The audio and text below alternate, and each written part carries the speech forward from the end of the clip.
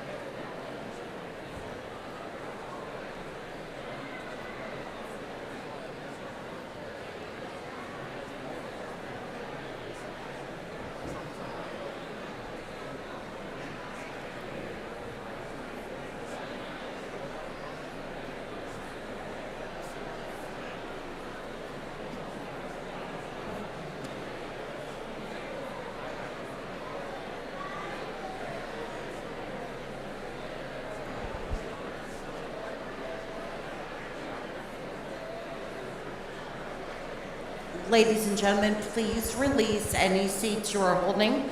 We have guests who are waiting to be seated. Thank you.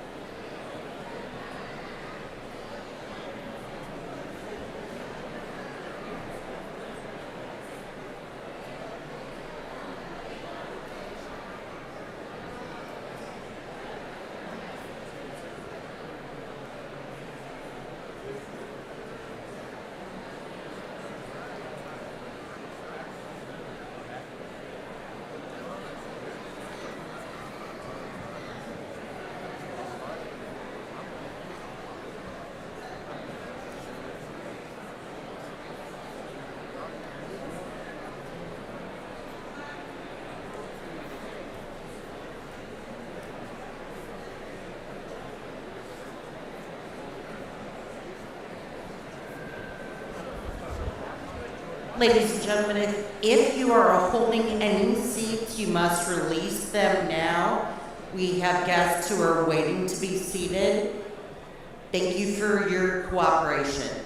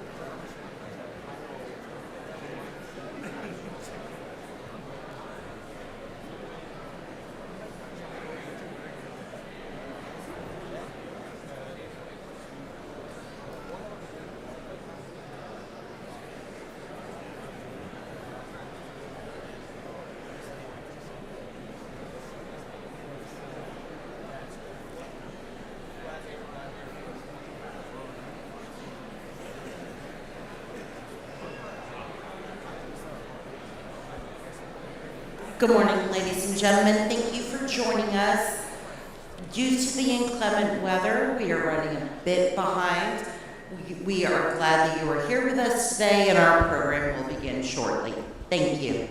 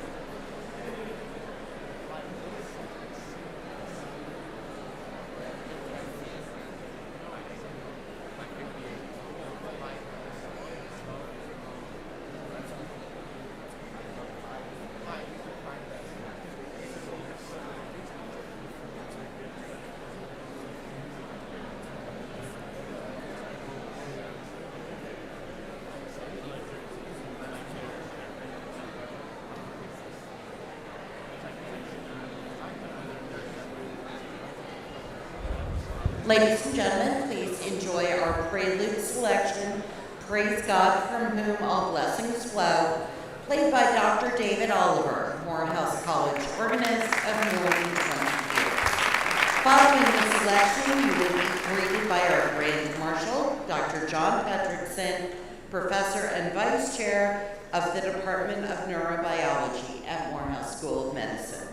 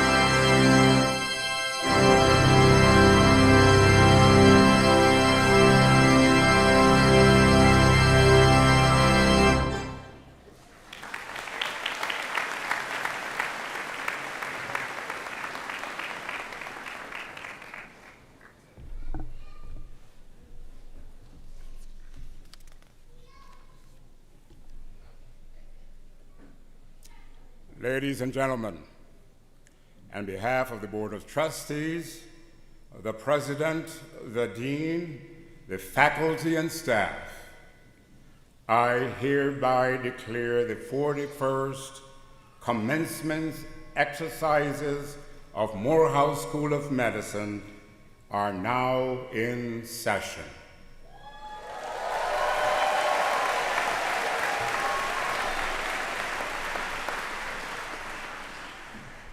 Please rise and remain standing for the procession of the platform party, along with our distinguished faculty and alumni.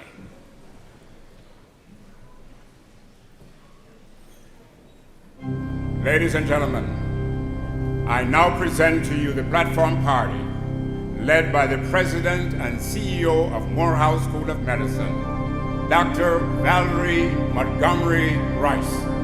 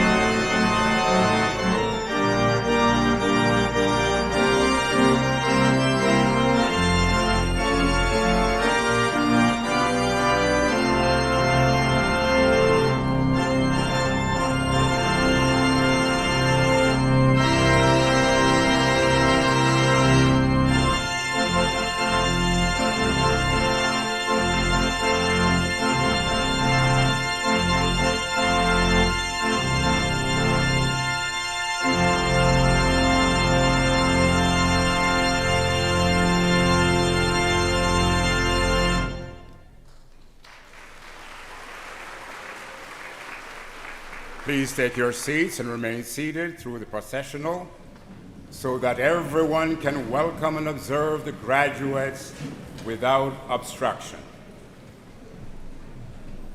Thank you very much. Ladies and gentlemen, I present to you the Morehouse School of Medicine class of 2025.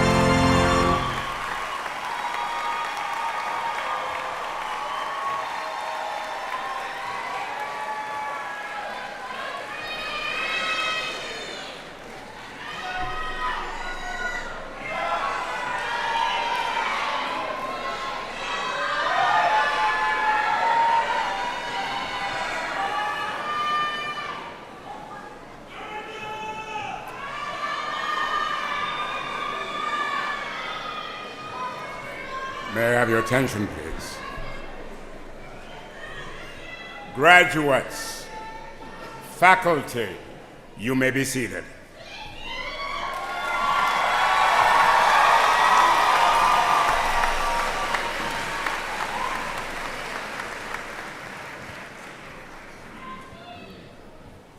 At this time, it's my pleasure to ask Dr. Marvin Crawford, the school's chaplain, to give the invocation.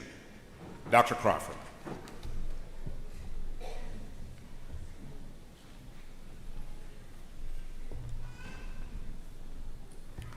Good morning.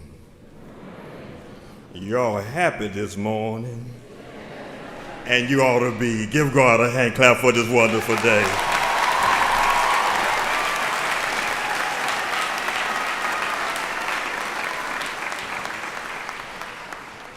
Listen to the psalmist. Weeping may endure for a night, but joy comes in the morning. Let us pray. God, our healer, God, our keeper, God, the giver all of good and perfect gifts. We lift high your name in the spirit of thanksgiving. We thank you, God, for these learners who have endured the midnights. They endured the nights of doubt. They have endured the nights of sleeplessness. They have endured the nights of anxiety, stress. Some may even second guess if this was their calling. Others may have even negated why they would stay on this assignment and this was their purpose. But on this day, God, we're so happy. They have endured the night and they can feel the coolness of the morning.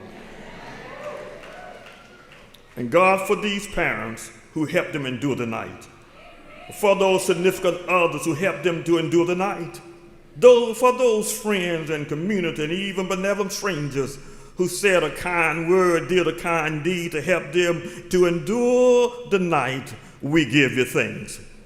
And on this day, oh God, you who made the morning and made all of us, we give you thanks. And now, God, let your joyful presence come among your people that we may rejoice. Yes, God, we have endured the night. In your name we pray. Everybody say amen.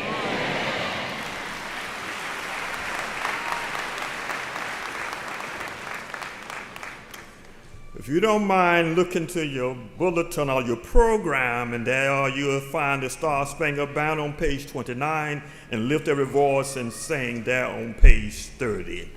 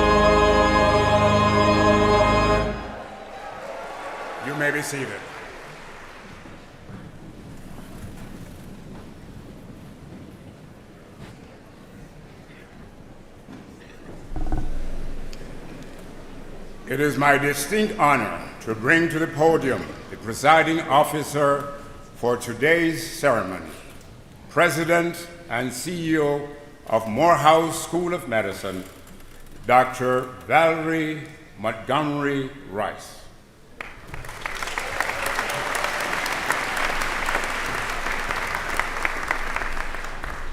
Good morning, good morning, good morning.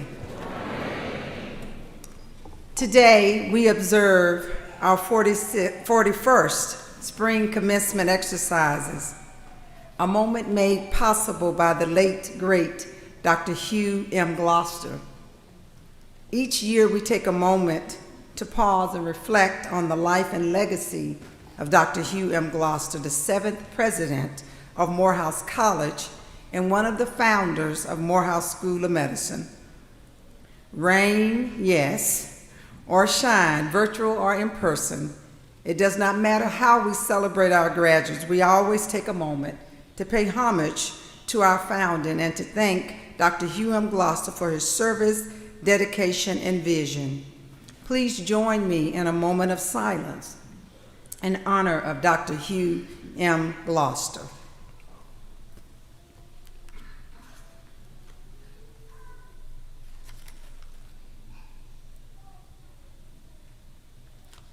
Thank you. Good morning again, and we are so excited that come rain or shine, you gathered here with us. Pardon our tardiness, but we needed to make sure that all of our graduates got over here dry.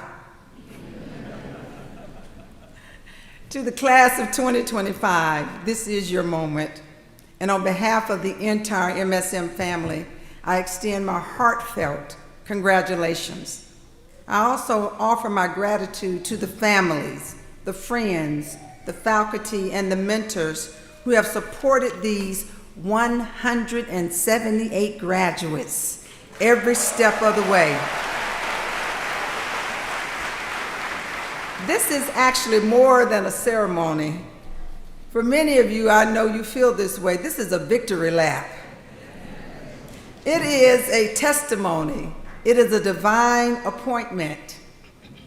Many of you began your journey into medicine or biomedical science or public health during the most uncertain public health crisis of our time. You completed your college from behind a screen. Raise your hand if you completed college from behind a screen. Yep. You missed some milestone celebrations. You entered medicine at a time when the world needed healing more than ever. And while the world was shutting down, you chose to stand up.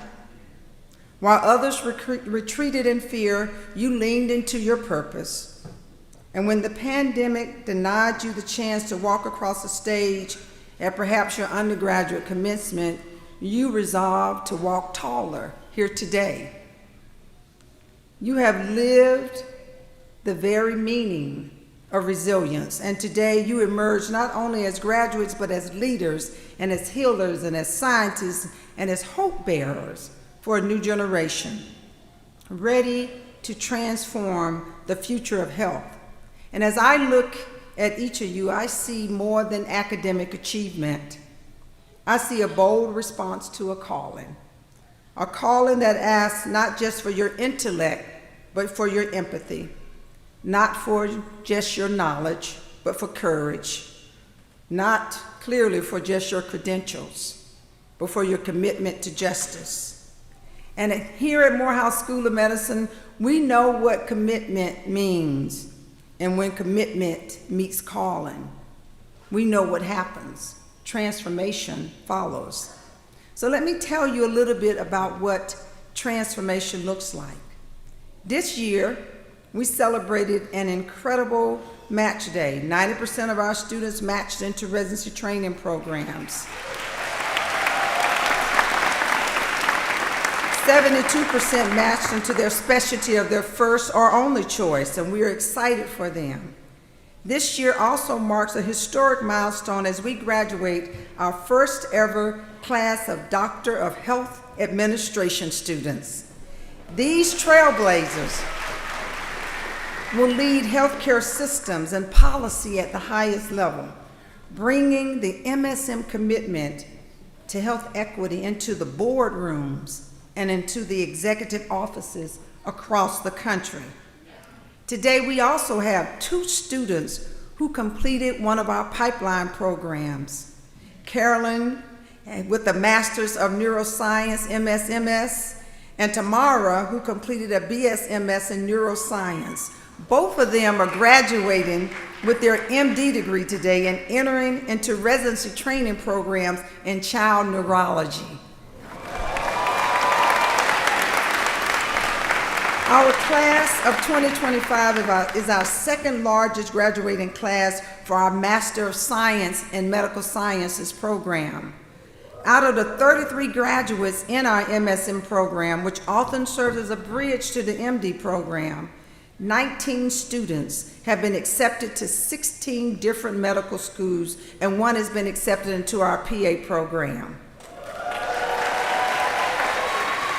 And to date, our online program, which began in 2019, has graduated 363 students, including our current cohort who graduates today. Now, if that's not impact, it is at least legacy. It is at least what success looks like. And this year, we are celebrating something exciting.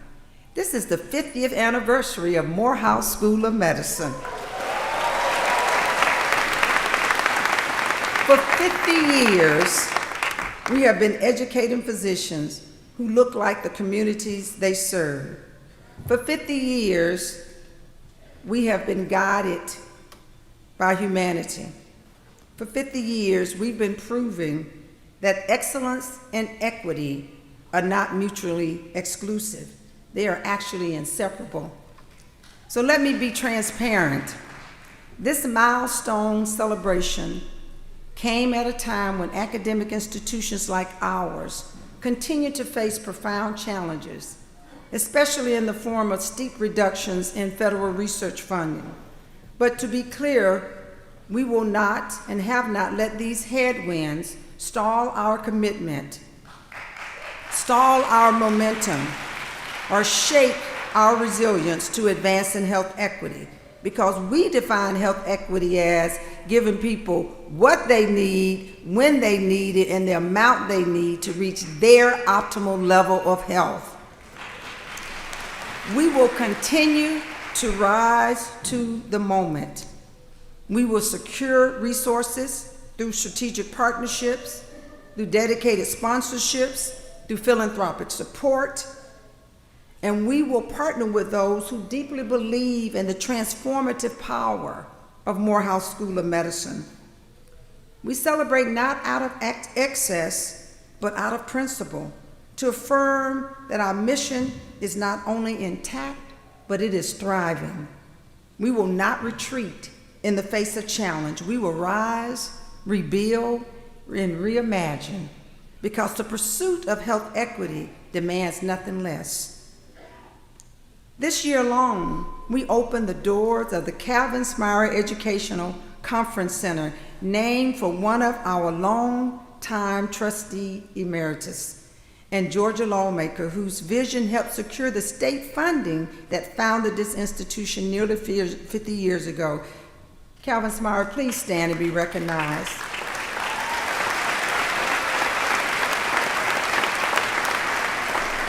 You will also hear about the $175 million endowment gift that we received from the Bloomberg Philanthropies, the Greenwood Initiative, the largest donation ever to a single HBCU, and a defining investment in our future. We've joined Phoebe Putney Health System in establishing a new clinical training and residency program in Southwest Georgia, bringing care to communities that need it most, and ensuring that our students and our learners from those communities will be trained to lead. We stood beside First Lady Dr. Jill Biden and Dr. Chelsea Clinton at the Clinton Global Initiative to spotlight the urgent need for women's health equity and innovation. We've celebrated over and over again through the remarkable leadership of our residents, like the one who testified at the U.S. Senate Committee on Health, Education, Labor, and Pensions. Our graduates continue to lay the groundwork and to walk in the path of equity. So graduates, your journey is not just a personal victory, it is a public gift. Your white coats will open doors, your blue jackets will make a difference, but it is your compassion, your advocacy, and your integrity that will truly heal. Let your education not be just a means to a profession, but a vessel for purpose. Graduates, one of the most important things that you can say is thank you. So please rise and turn to those who made this moment possible for you, to your families, your friends, your partners, and loved ones. Say thank you to them.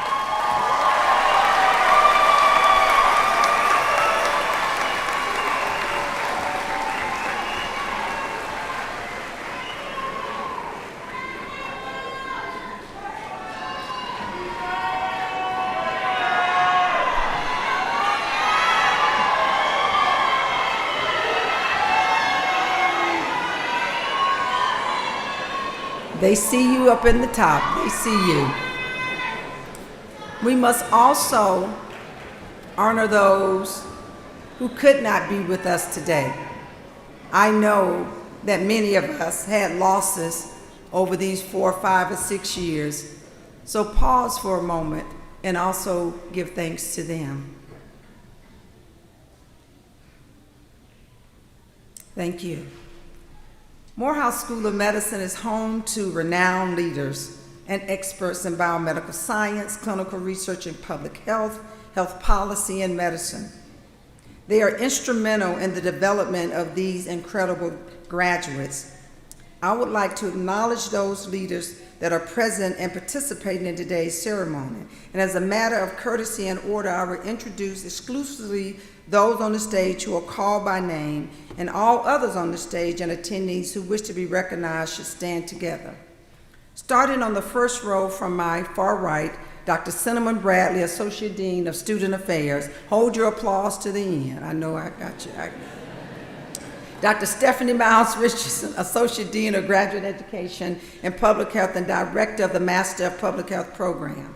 Dr. Pangela Dawson, Assistant Dean and Department Chair and Founding Program Director of the Physician Assisted Studies. Dr. Danita Eatman Daniels, Associate Dean of Graduate Education and Biomedical Science. Dr. Martha Elch, Senior Associate Dean, Educational Affairs.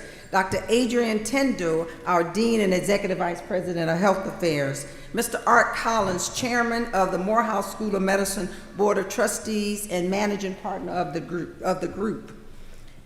And now from my far left, we have Dr. John Patrickson, Vice Chair, Department of Neurobiology and Grand Marshal for today's ceremony. Dr. Marvin Crawford, Morehouse School of Medicine Chaplain and Professor of Medicine. Ms. Susan Grant, the Vice Chairman of the Board of Morehouse School of Medicine and retired Executive Vice President of CNN News Services. Mr. Marvin O'Quinn, retired President and COO of Common Spirit Health and Board Member. Mr. Aaron Dent, Managing Director and Chief Procurement Officer, Tishma Spire, and Board Member. Dr. Carrie Baird, Professor in the Department of Community Health and Preventive Medicine and Board Member. Dr. Bonzo Reddick, President of the Morehouse School of Medicine National Medical Association and Board Member. And of course, our speaker this morning, Dr. Regina Benjamin, the 18th United States Surgeon General, Morehouse School of Medicine Trustee Emeritus, and today's commencement speaker. And will all others stand on this, who are in the back, please stand and be recognized also. Thank you.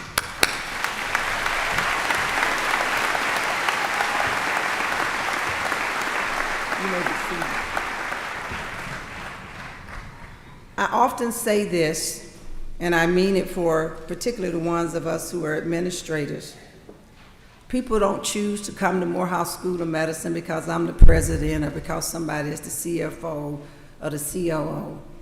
They choose to come to Morehouse School of Medicine to interact with our world-class faculty. that faculty who is going to breathe into them what's possible. So will our faculty who are here please stand and be recognized? All of the faculty of Morehouse School of Medicine.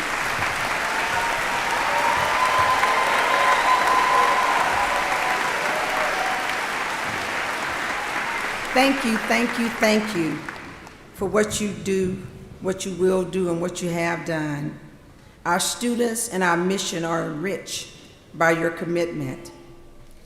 Our graduates also become a part of a collective force of leaders and experts who are changing the lives of people through science, research, public health, health policy, and care delivery. Those graduates are really our ambassadors, and you will soon be one of them. We have several alumni with us this morning as we continue to celebrate our 50th anniversary. And I would like to recognize the following alums who were students in the Morehouse School of Medicine charter classes. Will the graduates from the class of 1982 please stand? Where are you? The classes of 1982. Okay, there you are, there you are. Remain standing. The classes of 1983, please stand. Classes of 1983, thank you. Classes of 1984, 1984. Classes of 1985. I think we have, now Dr. Bessie Jones, weren't you class of 1984? Stand on up, please. Stand on up, stand on up. Classes of 1990. I think I got some classmates from the 1990 class here. Classes of 1992. Do I have some 1992 people here? Yeah. Classes of 1999. Okay. Who's 1999? Wait, there you go back there. Classes of 2000. Where my class of 2000? You survived it. Classes of 2000, 1991. Wait a minute, I think I have a 1991. Do I have a 1991? There you go, there you go. And class of 2005. Do I have some 2005? Now, anybody else in the audience who is a graduate of Morehouse School of Medicine, please stand.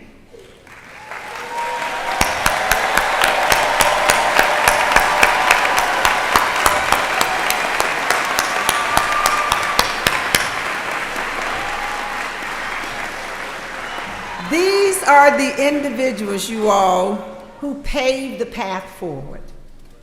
They're the ones in the sale hall, in the trailer. How many people in the trailer? How many people are in the trailer? That's right. We've come a long way from the trailer, right? We've gotten a little bit better, right? These are the shoulders that you stand on. Let's give them a round of applause.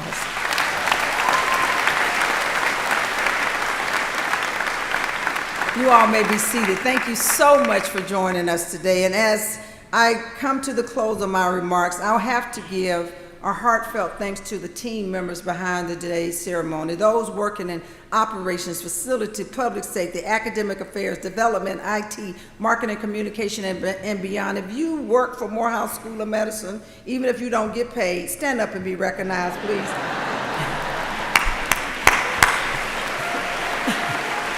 Now, I look at my graduates. Some of the graduates are so confused, they thought they worked for us.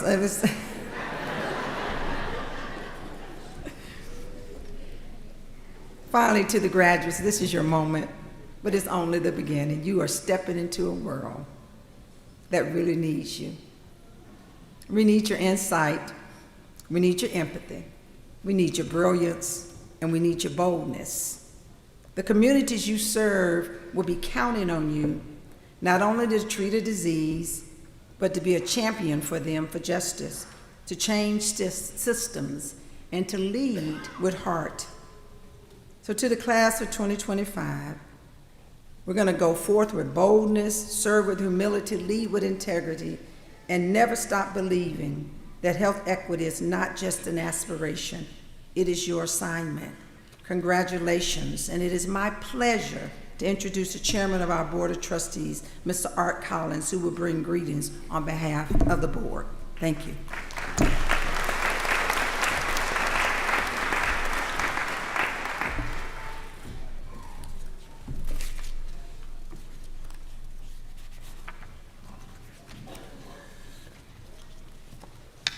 Good morning. You all can do better than that. Good morning. Good morning. As you're probably figuring out, I'm killing time trying to find my script.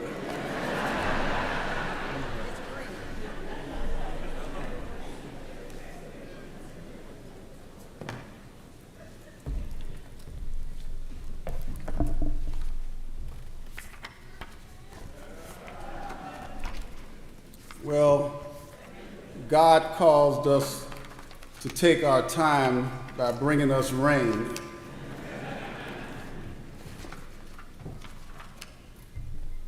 To my fellow trustees, to the President and CEO, Dr. Valerie Montgomery Rice, to distinguished platform guests, alumni, faculty, administrators, family, friends, and most importantly, the class of 2025. I am very honored to bring greetings on behalf of the Board of Trustees. Commencement exercises are a special time for the board because we're witnessing the results of our efforts to support and sustain Morehouse School of Medicine and its students. As co-chair of MSM's 50th anniversary, I am especially proud of the institution's golden milestone. And while 50 years is a remarkable achievement, it is only the beginning as the next chapter of MSM's legacy begins now. And together, we will continue to change the face of medicine. This institution produces outstanding physicians, biomedical scientists, and public health professionals who are destined for greatness. Your commitment to health equity will improve the communities that you live and work in. We are immensely proud of your accomplishments. We are certain that you will be extraordinary practitioners, researchers, and change makers. You will continue to have our utmost support as you bring your hearts and your work to the underserved in our communities. Know that you will forever be a part of the illustrious MSM family. Congratulations. Now, I want you to remember, you are the best of the best. You did not arrive here by accident.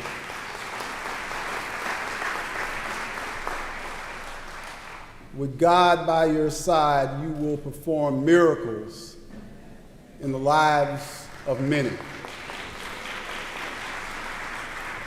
Be not deterred by those who don't share your vision. Don't listen to those who don't have your mission. Do not allow those to trample upon your passion. And always remember, they're not like us.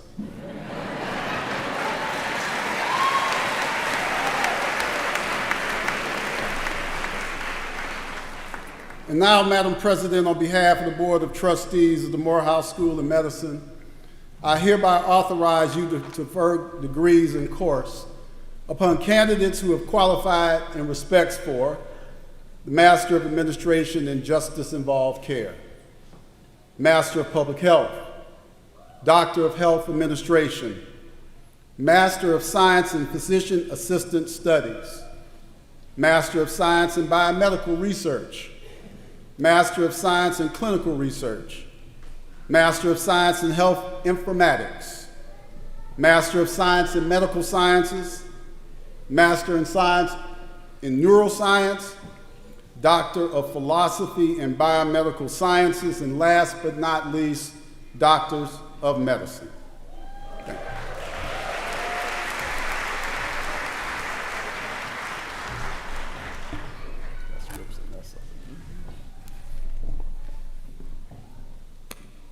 Next, we will hear from the president of the Student Government Association, soon to be Dr. Kiana Murray. Please join us.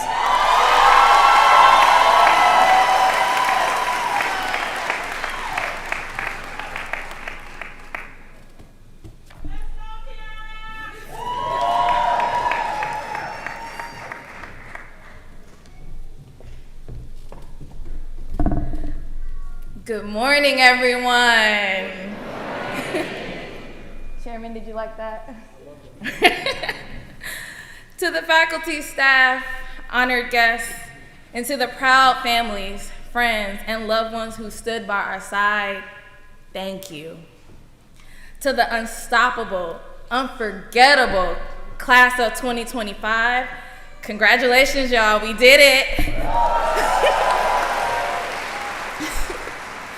It is such an honor to stand before you as your SGA president. This celebration is not just about a degree, it's about the journey. And let's be real, some of us took the scenic route. As I stand here, I hear the voice of someone who's always grounded me, my mother, Cynthia Murray. She's always reminded me, you can't have a testimony without a test. And Lord knows we've been tested many times. Some of us started this path years ago, fueled by childhood dreams, a calling, or a challenge that told us we had to be the one to make a difference. And others of us stumbled onto this path later, after detours, obstacles, rejections, and redirections.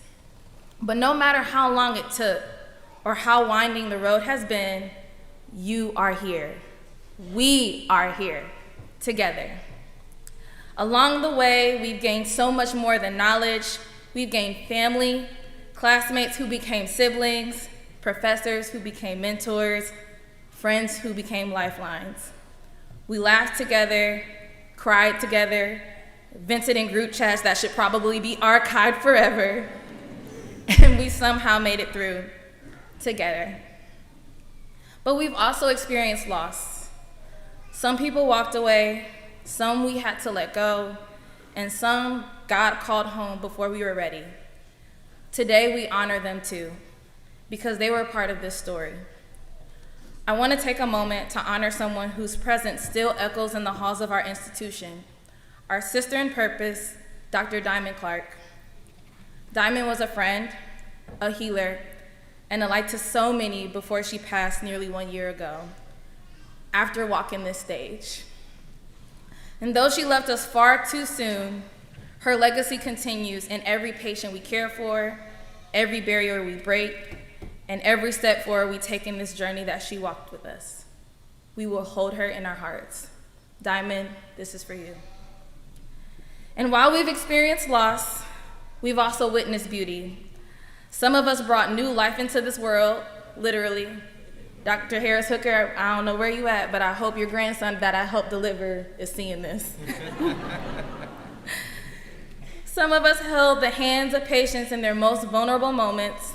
Others made discoveries, scientific breakthroughs, new public health strategies, health equity initiatives that could possibly shape the future of medicine and care. These moments, these victories, are a part of what makes today so powerful and so special. And now, here we are. Some of you starting the next chapter of this book, and some of you starting an entirely new series. Whatever your story looks like, I hope you write it with purpose and with pride. Also, we can finally stop looking at that koi pond with jealousy and despair. If you know, you know. We can let it rest peacefully in our minds because we got lives to save and systems to transform. We carry more than our new titles, we carry responsibility. Responsibility to serve, to advocate, to listen, and to heal. We are now the caretakers of our communities, now the voices in the room where decisions are being made. Again, we are not just earning degrees, we're stepping into roles that shape lives, communities, and the future of care and scientific research. For many of us, we will be the first our patients have ever seen who look like them, who speak like them, and who understand where they come from. We are the answer to a child's unspoken dream. The little girl who thought doctors only came one way, the little boy who never imagined a leader could share his skin tone, his background, his history. So let us walk boldly, not just for ourselves, but for them. And though we are in a challenging time, when support for research and health equity is being challenged, know that your presence and your purpose are more vital than ever. Some of you will now have tables at seats that our ancestors before us served. You are not there by chance or by quota. You are not a DEI hire. You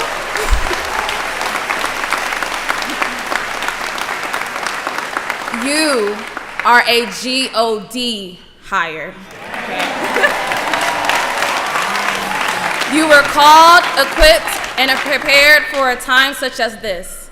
So let your voice be bold in the face of injustice, your hands steady in the healing of others, and your heart rooted in the truth that advocacy is not optional.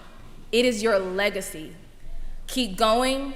The world needs exactly who you are. This is just another test in your testimony. We are the future of equitable healthcare, of justice in medicine, of science led by compassion. So wherever you go, whether to a residency, a research lab, the front lines of community health, or the helm of healthcare systems, go with courage, go with conviction, and always go with compassion. This is more than a commencement. This is our commissioning. The world is waiting for only what we can bring to it. So, to the class of 2025, I am proud of you. I am honored by you, and I am excited for every life that you will touch. Thank you for the journey. Thank you for the testimony. And thank you for being a part of something much greater than ourselves. Let's go make history.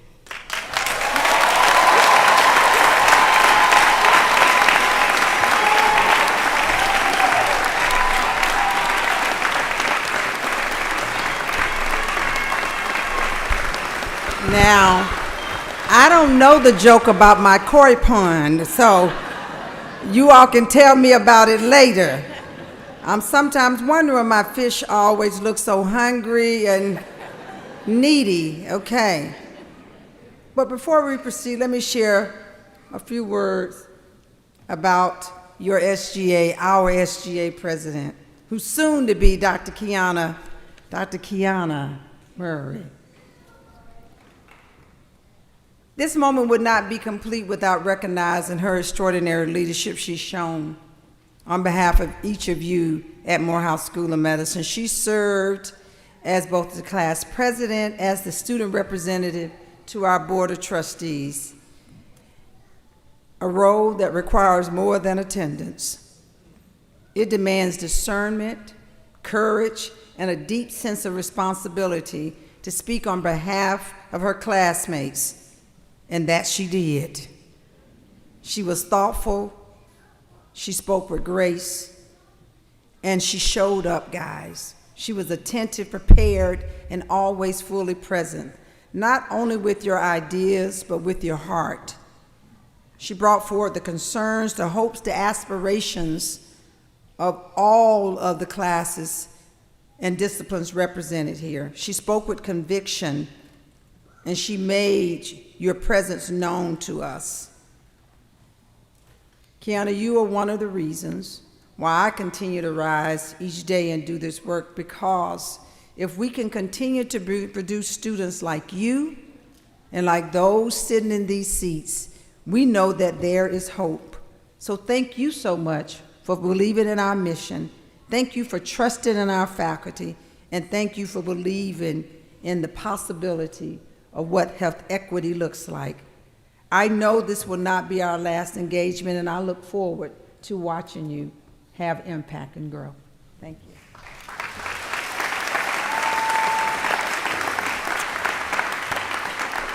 So I am also thrilled to share some extraordinary news that demonstrates our unwavering commitment to our students' future. Since 2018, Morehouse School of Medicine has aimed to minimize the number of graduating students who graduate with more than $250,000 of educational debt. Now, while pursuing this goal, it has been challenging, but it remains central to supporting the future healthcare workforce. In 2020, Morehouse School of Medicine received a $25 million gift from Bloomberg Philanthropies through the Greenwood Initiative, which helped us reduce the debt for graduating MD students that year. And this year, we are pleased to share even more exciting news. Morehouse School of Medicine has recently received an extraordinary $175 million gift from Bloomberg.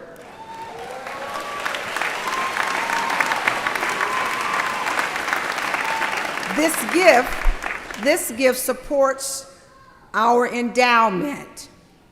It allows us to expand scholarships and wraparound services for our students in perpetuity.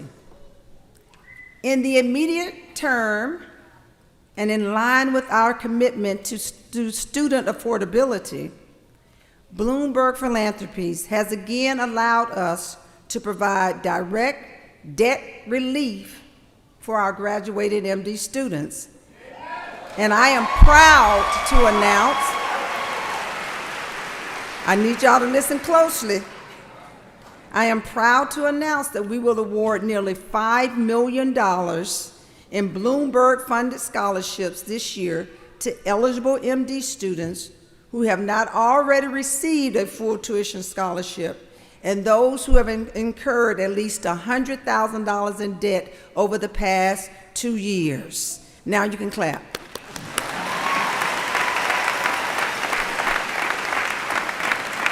This new round of Bloomberg support ensures that eligible MD students who did not receive assistance in the 2020 gift will benefit from this new gift. Since the initial $25 million Bloomberg investment, over 284 students have received direct debt relief, including many of this year's graduates. So I know that you all got your letters the other day. I suggest you sign that form and turn it back in. Now, it's not just about the MD students, though. Additionally, all of our graduating students across all our programs who carry some level of educational debt will receive some level of scholarship support for debt reduction this year.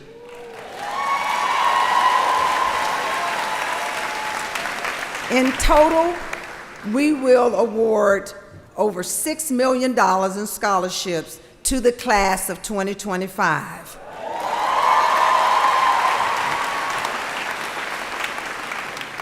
This is really a moment of pride for us. It reflects really, guys, the strength of our partnerships, the value of our students, and our collective commitment to ensuring that financial burden does not stand in the way of service, leadership, and excellence. As we celebrate Morehouse School of Medicine's 50th anniversary, we invite you in the audience to be a part of the legacy through Giving Day 2025.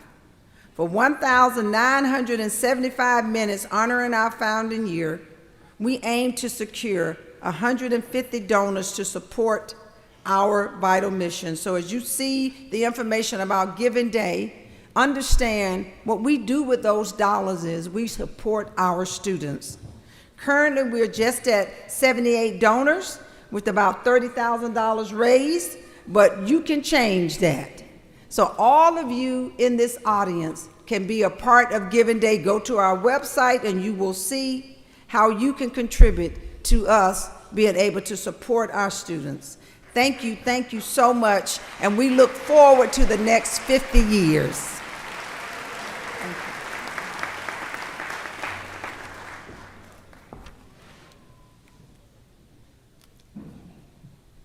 It is now my great honor to hear a musical selection from the wonderful Morehouse College Glee Club.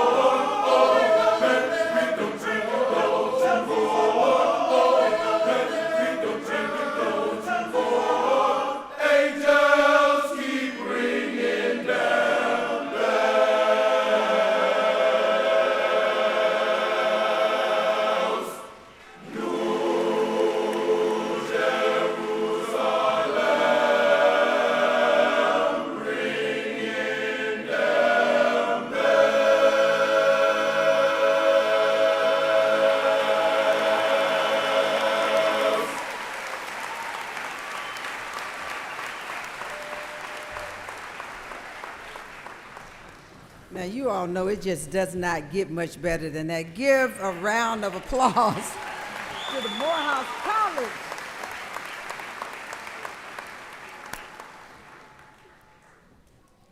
Every year, they join us, and they share this talent. And believe me, we never, ever take it for granted. Thank you. Thank you so much. It is now my great honor to introduce our 2025 commencement speaker, a trailblazing leader in medicine, public health, and community service, Dr. Regina M. Benjamin. And while you can read her full bio in your program, I just want to lift up a few moments and speak to the heart of who she is and what she means to Morehouse School of Medicine.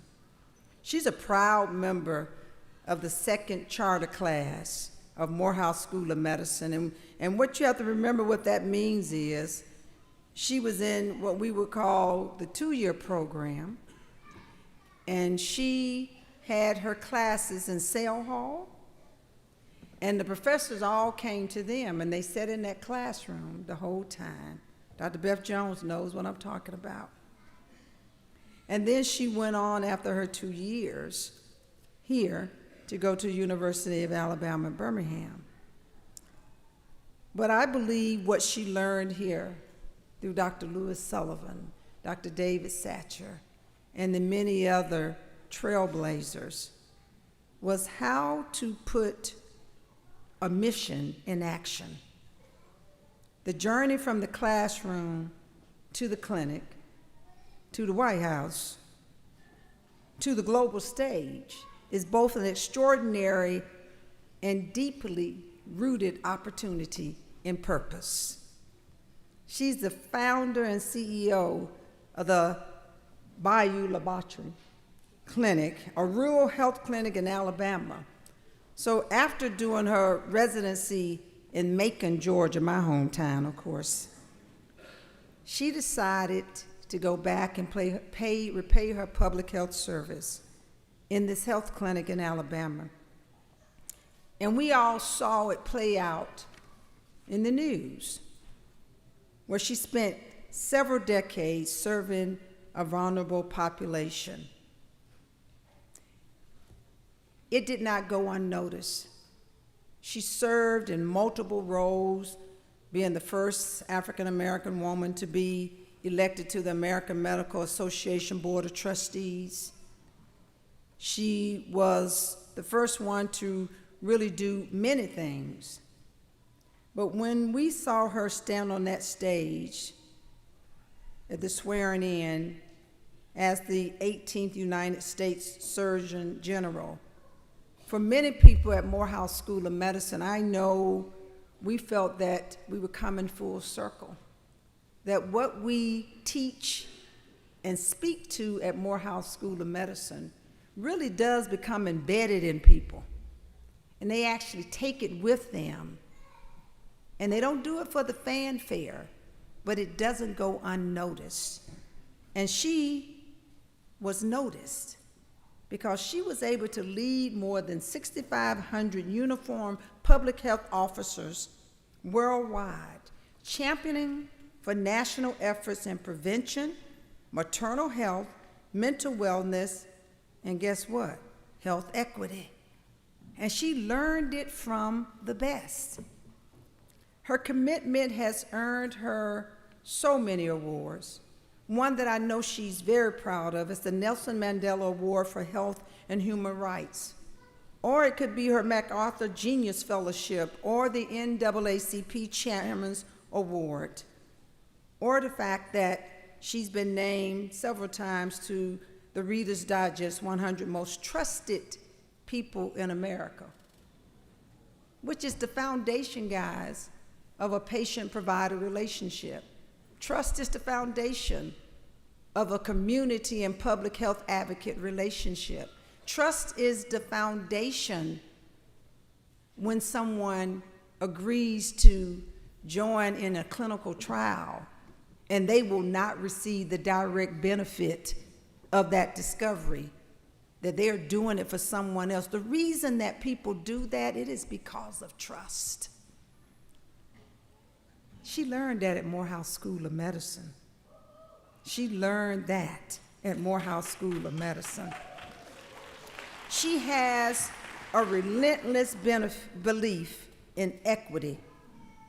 She has an unwavering love of community. And she will tell you it is because of her deep roots in this institution. Her story reminds us what is possible when we lead with purpose. So without further ado, please join me in welcoming home one of our own, a physician, a visionary leader, and a public servant, Dr. Regina M. Benjamin.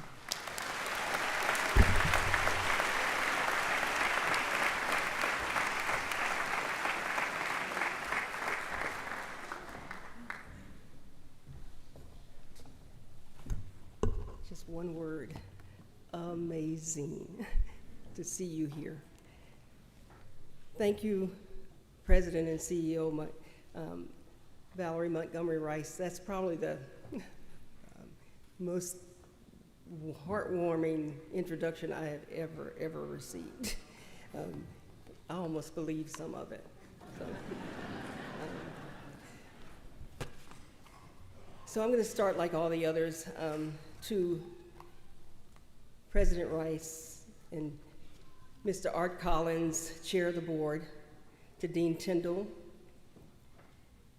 and the Morehouse School of Medicine directors, our faculty, alumni, my classmates, parents, spouses, families, and friends, but especially to you, our class of 2025. Congratulations. I'm truly honored that you've allowed me to be a part of your very special day. You know, today, each one of you are joining less than 7% of the world's population that have a college degree, and an even smaller percentage with an advanced degree, an especially small but elite group of those with a medical degree. You're getting your degree from a medical school founded by a community of visionary but very ordinary individuals doing extraordinary things. And it was founded for the purpose of creating health equity. You're graduating from a medical school that's designed to train you for today's as well as tomorrow's healthcare needs by building your education on a foundation based in those long-held pillars of knowledge, wisdom, excellence, and service. You know, as I think back to 1979 in my entering class of 22 students sitting in that one room in Sale Hall right here in Morehouse College, and our professors, as Valerie said, they came to us, and we watched them move to the trailers, and then we watched the groundbreaking of the first building. I stand here with such pride as I look out over 178 of you, long ways from 22 to 178. You are exactly what was envisioned, and even more. And we have great expectations for each of you at all levels of healthcare. And I just thought I'd think, did you know that in 1793, John Adams, America's second president, created the United States Public Health Service? It was in response to an outbreak of yellow fever that almost destroyed Philadelphia, which at the time was our young nation's capital. Since 1793, there have only been 20 confirmed U.S. Surgeons General, and 2 of them, Dr. Satcher and I, came from Morehouse School of Medicine.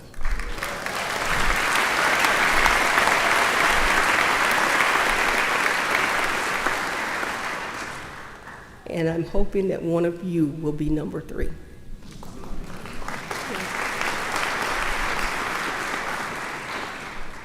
You're going to be confronted by politics and challenges of today, and I just heard so eloquently your class president to tell me you're already ready for that and you're prepared for it. So instead of talking about those things, I thought I'd share with you some of my personal experiences and hopefully stimulate your thoughts on how you can continue to make a difference in your careers. So let me just tell you how I got started, particularly in organized medicine. As was said, I did my residency in Macon in family medicine. I attended the Medical Association of Georgia's annual meeting, and one of the intense issues that was being debated was that sexually transmitted diseases needed to be taught in medical school. I stood up in a room with maybe 12, 15 people, and I told them I'd never seen certain diseases except in a textbook, and I thought there was a need.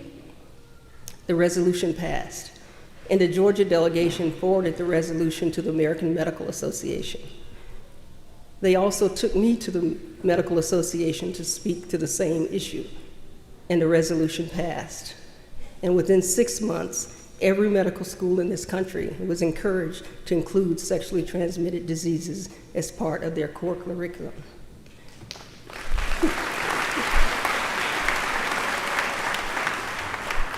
I learned that one person can make a difference, whether in medical policy or in medical practice. And I learned that I can make a difference in medical practice when the National Health Service Corps sent me to Biola Battery. It's a pretty place, but it's a poor place. I found a community of working poor, too poor to afford medical care, but too rich to qualify for Medicaid. I like the people, I like the community, and I wanted to practice medicine there. But I quickly learned that practicing medicine wasn't just sewing up the shark bites. I had to deal with the regulators, the reviewers, and what I jokingly call the hammerheads, the lawyers. I never realized I would be one of those regulators. But so I stayed active in every organization I could, everything from the AMA to the State and County Medical Society, United Way, Red Cross, to get resources and help for our community. Girl Scouts, everything. But I learned that my patients had problems that the prescription pad alone couldn't take care of, like adequate housing, especially after Katrina, employment opportunities, clean water. One of the ways that the shrimpers would change the oils in their boat is they would empty the oil in the water, put more oil in the boat. We tried to get the health department, it wasn't their jurisdiction, EPA. We finally just got some barrels, put them on the piers, and asked the shrimpers to put the oil in it, and they were happy to. You started to see the water clear up. It didn't take a lot of money, it didn't take a lot of negotiating, you just do it. It's something to be working in a rural community. There's nothing like it. I want to share about one of my patients. And by the way, Biola Battery is in South Mobile County. It's a little shrimping village in the movie Forrest Gump, or about the movie was about it.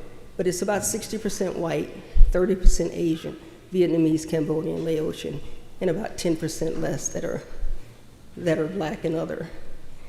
But there was this patient of mine, Ms. Smith, that's her HIPAA name.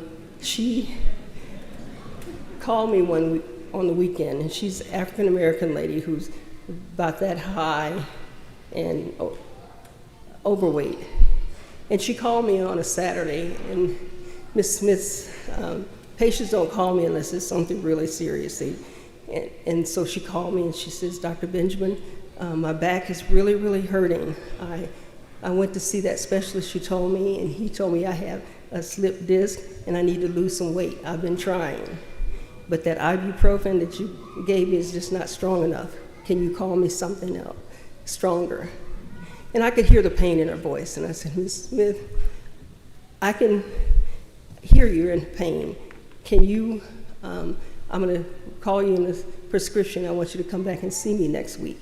She says, I will, I promise. And sure enough, on Tuesday, I walked in the exam room, and she's leaning over the exam table in so much pain that she can't sit down. And I said, Ms. Smith, did the medicine I call you in help at all? She says, well, Dr. Benjamin, I didn't get it. Like, why didn't you get it? You work at the school in the janitorial department, you have insurance. Why didn't you get it? And she says, well, I couldn't afford the copay. So I stepped out of the room and asked Nell, my nurse, to go over to the pharmacy across the street, Jim's Pharmacy, and we got her medicine. And so then I walked back in the room and I said, Ms. Smith, I can see you in so much pain. Here's your medicine. I want you to start taking it so you can feel better. And at that moment, her eyes welled up with tears. And she says, oh, Dr. Benjamin, I didn't want you to have to do that. And I realized at that moment that cultural competency has nothing to do with the color of your skin. It has to do with allowing people to maintain their dignity.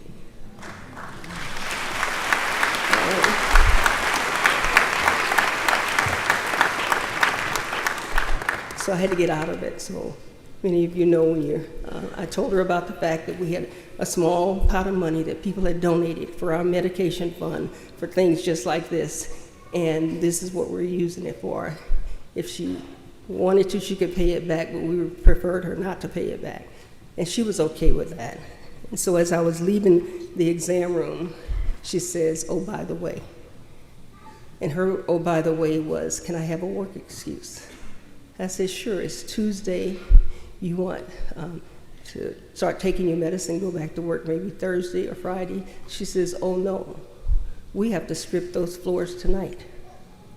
Here is a woman in so much pain that she can't sit down, but she's willing to strip the wax off the floor so our kids could go to school in a clean environment. And during that time, we were dealing with pre-Affordable Care Act. And we were hearing things like, these are lazy people, these are the underinsurers. They're not. And it's people like Ms. Smith who you will have to be her voice. And you will be her voice in many places. All of you will have, if you haven't already, had your own Ms. Smith. And that's why when President Obama asked me to become Surgeon General, it was really with mixed feelings that I left my patients of 23 years at the time to go to Washington. But I realized that I would then have 300 million Americans as my patients.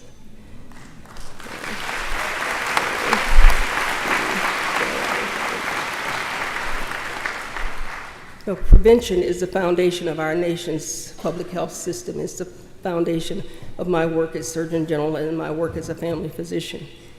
And you have all probably heard me say that health does not occur in the doctor's office and the hospitals only. Health also occurs where we live, where we learn, where we work, where we play, and where we pray. Health is in everything that we do. And I believe that prevention is the key to building a more sustainable healthcare system. We have to make prevention part of our everyday lives and empower people to make better health choices. As Surgeon General, I had the privilege to release the first ever national prevention strategy. It was America's plan for health and wellness.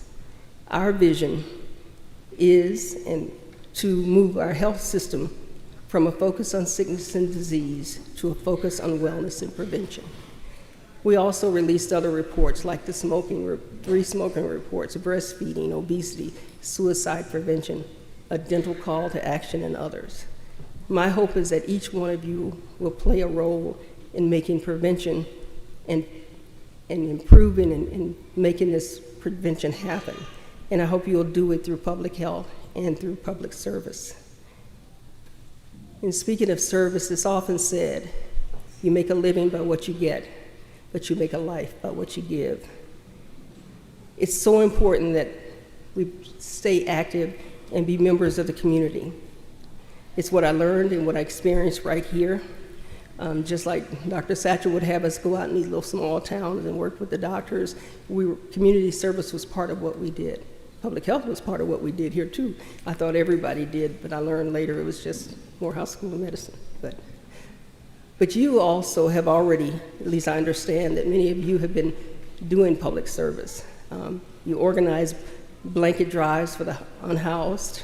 You launched a period action project for women and girls that are in need, as well as Health is Where the Heart Is Health Fair. You as students did these things, and you led the mental health workshops and taught puberty education in local schools. So you're well on your way to doing the public health portion and the public service portion that Morehouse instills in us. And as you leave here today, whether you go into primary care specialties or subspecialties or academic medicine, public health or corporate medicine, remember that you want to stay a part of your community. This was brought home to me very concretely. In 1998, Hurricane Georges made landfall on the Gulf Coast, causing over $100 million in damage to Alabama alone. Our clinic was destroyed. My nurse, Nell, and I saw patients in a pickup truck for the next 2 years and making house calls until we could rebuild. And we rebuilt on higher ground and and 4-foot stilts. And then just a few years later, Hurricane Katrina hit the Gulf Coast, bringing a 25-foot surge of water. And our little shrimping town of Bilobatry was hit very hard. With a population of 2,500 people, 2,000 lost their homes. The economy of the town was destroyed when shrimp boats were left stuck in the pine trees, and our clinic was also again destroyed. And just like before, I went looking for the patients to do house calls, but this time they didn't have any homes. They were in shelters or small camping tents on the ground. So we set up a makeshift kind of clinic on a stage of an auditorium that was serving as a shelter. And we provided basic primary care. Many of the patients lost their medicines, their diabetic supplies, their asthma machines, all in the storm waters. And we had nothing. And of course, during that time, there was no EMR that we could afford. So I cut sheets of paper, copy paper, into fourths and used that for my prescription. And I wrote to the pharmacist, "Just bill me." I had no idea how we were going to pay for it, but I knew we would find a way. And the patients had to rely on their memory and just guess is what their meds were, what their allergies were, what their past medical histories were. And I tell you this about something that happened 20 years ago in a small town, and you might think that was a lifetime ago, but it could happen today, right here, as a result of a natural or a man-made disaster, just like what we've seen in the fires in California recently. But the community came together, and they helped each other. With the help of many volunteers, we restored our building. But before we could move in, on New Year's Eve, in the wee hours of the morning, the new building with all of our equipment, our twice dried out our paper records, burned to the ground. Patients came by. We were devastated, and the community was wonderful. They came by the next morning. Patients came by, they hugged. It was still smoldering. ATF was there trying to figure out the cause. And one of my patients sent me an envelope by her granddaughter. In it was $7 and a note that said to help rebuild the clinic. I figured if she could afford $7, I was going to find the rest. And I knew that I wasn't in this alone. The community and the patients were there for me, and they will be there for you. If you become part of the community, they will be there for you. And I know you've learned out of the things you've done here that being a doctor isn't just writing that prescription. And I know that you're well prepared. You're well prepared to go out into your communities. But this time you're going to go out as physicians. You're going to go out as PhD doctors or armed with a master's degree. And because you have that, people are going to trust and respect you. Because the degrees that you're receiving today brings with it a certain amount of respect and trust. You'll be looked on as a leader in your hospitals, in your community, by your family, by your little cousins, your neighbors. And I want to take just a minute to just speak directly to the MDs, the physicians, but also indirectly to the rest of you because you're very much a part of the healthcare system. As physicians, we are truly, truly blessed. There is no other profession like it. There's nothing like the look on a mother's face when you tell her baby's going to be okay. Whether her baby is 3 or 33, that look on that mother's face is the same. Our patients trust us. A young woman who's being physically abused will tell you, her physician, her deepest, darkest secrets before she tells her pastor, her minister, her rabbi, or her priest, because she trusts you. In your hands, these hands, a mother will walk into an office and put her precious baby into your hands, a total stranger she's never met before, simply because she trusts you, because you're a doctor. Those hands are often the first hands that an infant feels when it enters this earth, and oftentimes the last hands that an elderly person may feel when they're leaving this earth. So we are truly, truly blessed. But with the blessings come responsibility. And that leads me to my final topic of leadership. I have two favorite types of leadership. One is a servant leader. You do things because it needs to be done, not for the glory, not for the fame, you just get it done. And you see shining examples of that throughout history, throughout the Bible, throughout Morehouse School of Medicine. You've seen it. And the other I call my leadership from behind. That is when you rise up to a level of certain success that you don't forget to reach back behind you and pull someone up with you.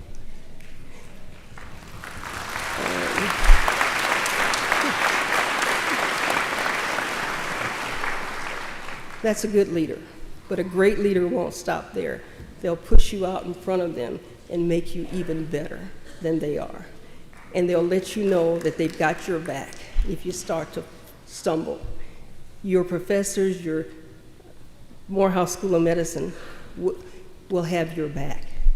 I have never been to any occasion, a special occasion, speak or whatever, that Dr. Sullivan hadn't shown up for, or some of the Morehouse family is there. They will always be your family, and they will always have your back. You never know who's watching you. Today is certainly your big day, but it's actually not all about you. It's also about the fact that others are watching you. I used to get my name in the paper a lot, and I'd have reporters will call and they want to quote, say the same thing they've already heard. They want you to say it again. And I'd be seeing patients and I would say, I don't have time for that, I just don't. Until one day, I got an envelope in the mail. It was a manila envelope. I had had my name or so, article or something in the paper. And this manila envelope was filled with letters from a second grade class. And each one of the letters had a version of the same thing.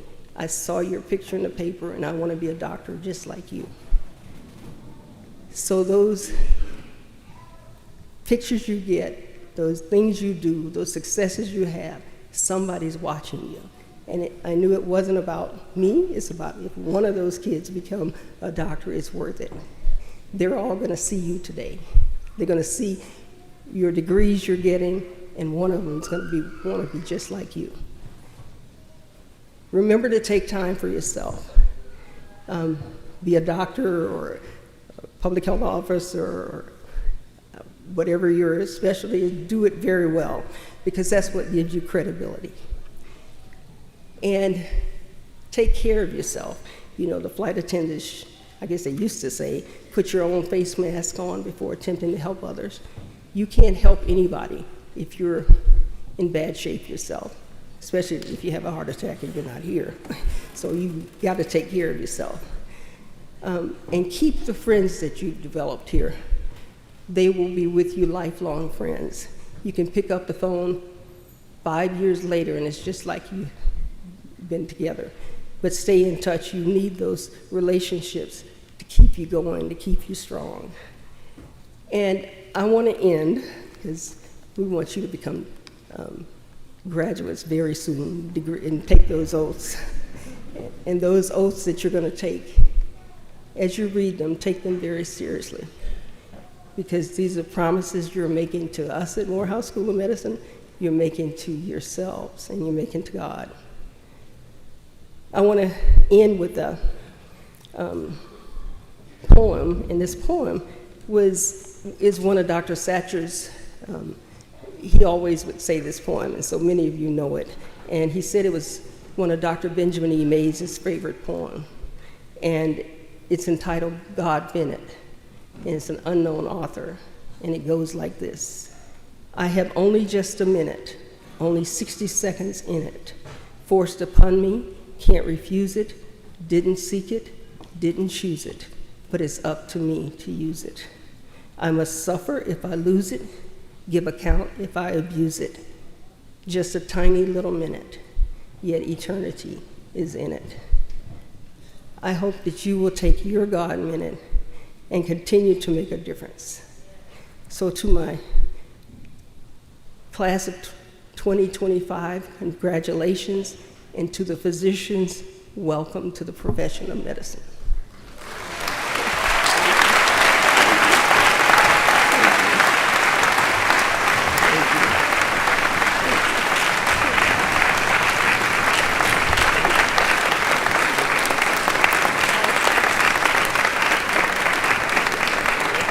Thank you, Dr. Benjamin.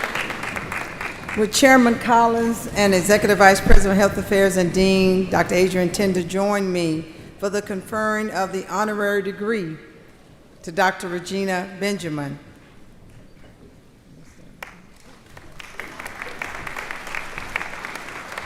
For your leadership in the field of healthcare, for your dedication to mental and physical health, for your advocacy in ensuring health equity for all Americans, Morehouse School of Medicine is proud to confer the degree of Doctor of Science on you. Please hood Dr. Benjamin.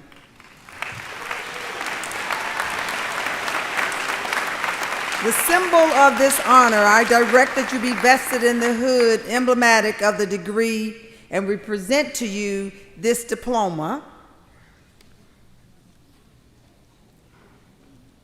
Dr. Benjamin, we welcome you, we thank you, we admire you. You are who we have always been looking for. You are the symbol of health equity. Thank you.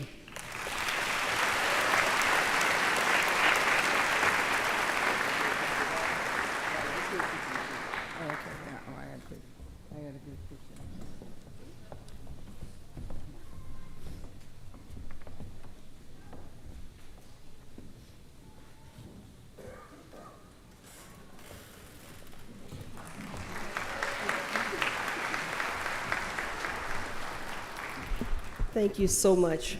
And I'm very blessed to have been part of the entering class, a member of the entering class of 79. And so, but I'm especially honored to now to be a member of the class, of graduating class of 2025. Thank you.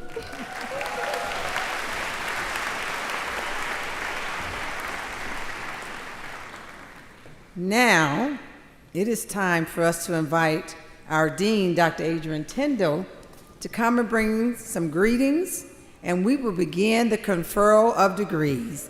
Dr. Tender.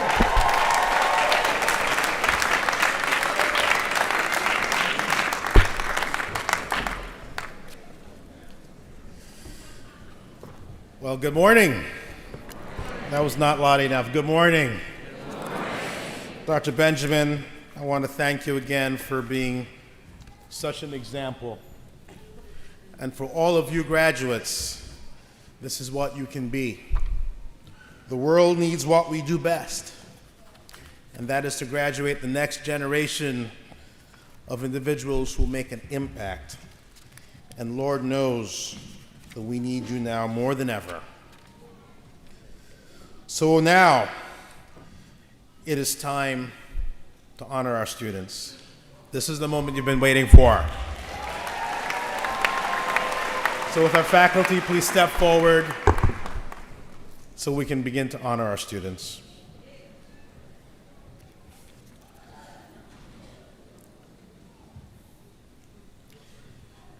Ladies and gentlemen, we will now confer upon the candidates the degrees of the Master of Administration in Justice-Involved Care, Master of Public Health, Doctor of Health Administration, Master of Science in Physician Assistant Studies, Master of Science in Biomedical Research, Master of Science in Clinical Research, Master of Science in Health Informatics, Master of Science in Medical Sciences, Master of Neuroscience, Doctor of Philosophy in Biomedical Sciences, and Doctor of Medicine.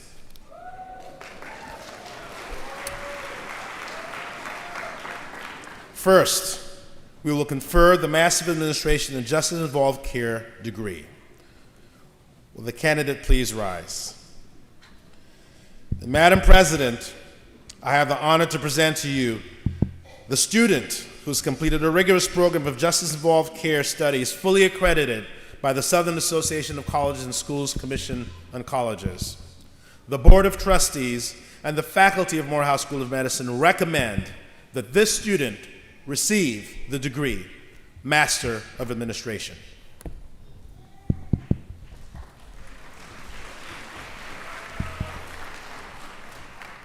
Upon recommendation of the faculty of the School of Medicine and by the virtue of the authority vested in me by the Board of Trustees, I will confer upon you the degree Master of Administration and Justice Involved Care with all the rights and privileges and responsibilities thereunto appertaining. Please come forth to receive your diploma and your hood.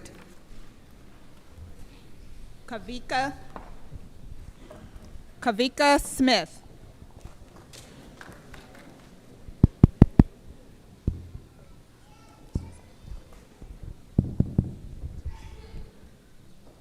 Kavika Smith.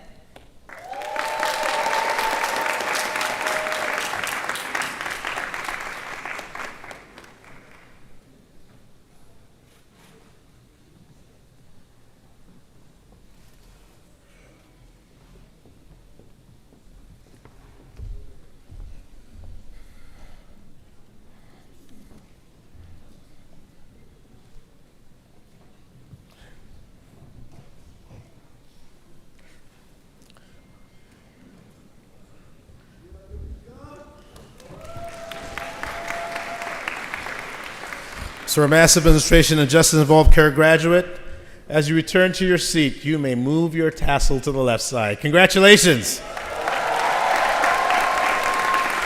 Next, I have the honor of presenting the students who've completed a rigorous program of public health studies, fully accredited by the Southern Association of Colleges and Schools Commission on Colleges, and the College and Council in Public Health Education. The Board of Trustees and the faculty of Morehouse School of Medicine recommend that these students receive the degree Master of Public Health.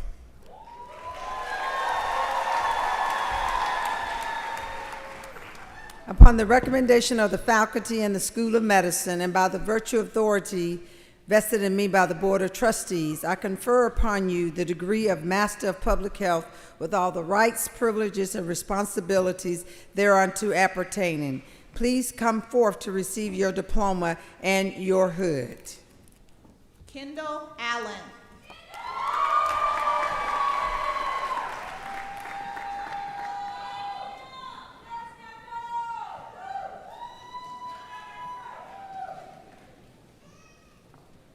Yeoritan Dakumba Wisdom.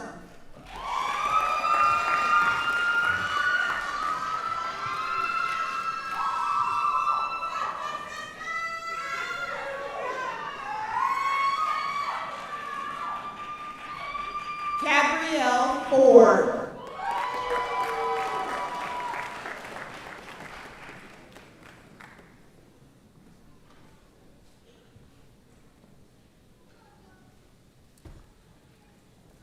Asia Fulton.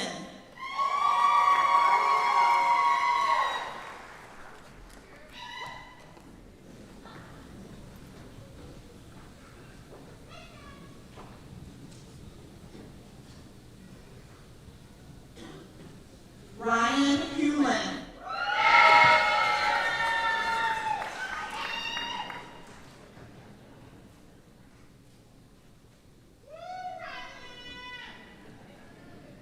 Naya Caffrey Jameson.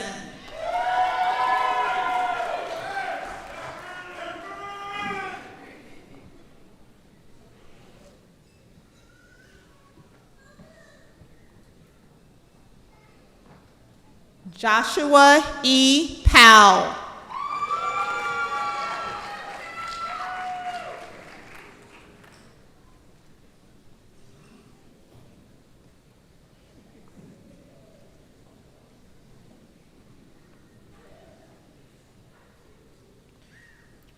Dr. Chantal Kazir.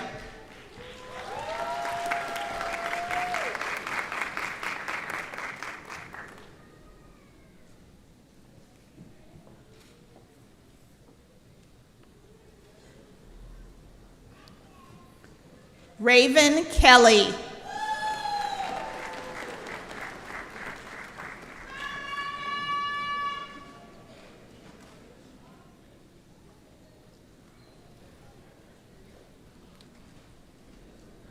Dr. Kim Maria McCook Dunkley.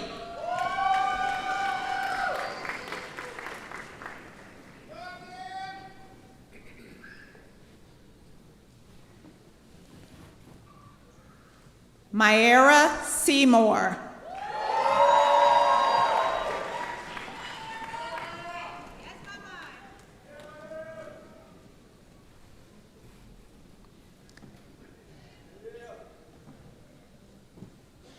Marion Stampley III.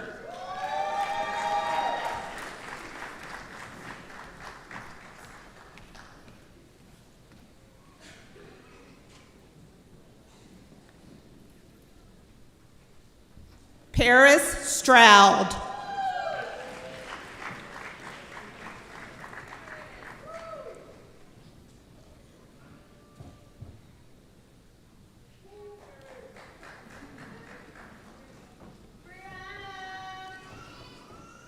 Alex Abayomi Tilma Sr.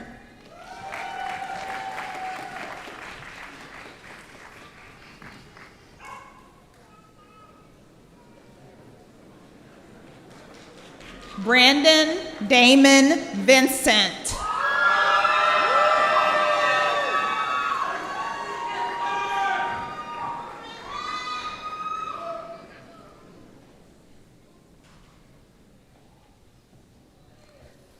Zaire Sincere Wilcher.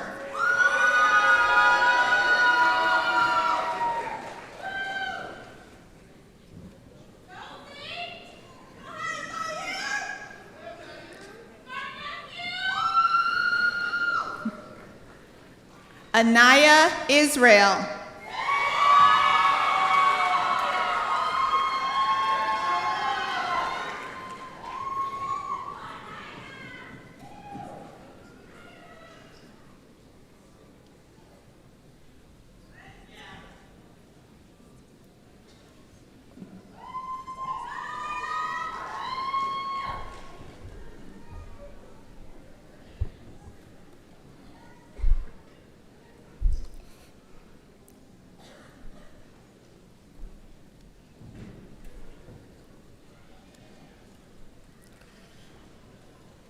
So to our new graduates, you may now move your tassels to the left side. Congratulations.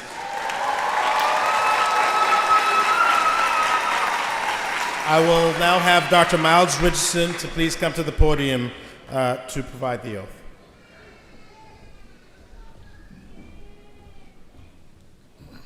Good morning. I am Dr. Stephanie Miles Richardson, Associate Dean of Education in Public Health and Director of the Master of Public Health Program. We will recite the International Declaration of Health Rights, which is printed on page 19 of your program. And let me say this, we are in unprecedented times with public health. These leaders are equipped to rebuild. And rebuild we will. Public health is assuring conditions in which people can be healthy. So if there's anybody in this auditorium who is involved in assuring conditions in which people can be healthy, MPH or not, please stand and read with us. Page 19.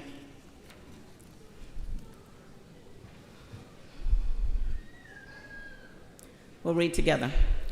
Health requires peaceful and equitable development and collaboration of all peoples.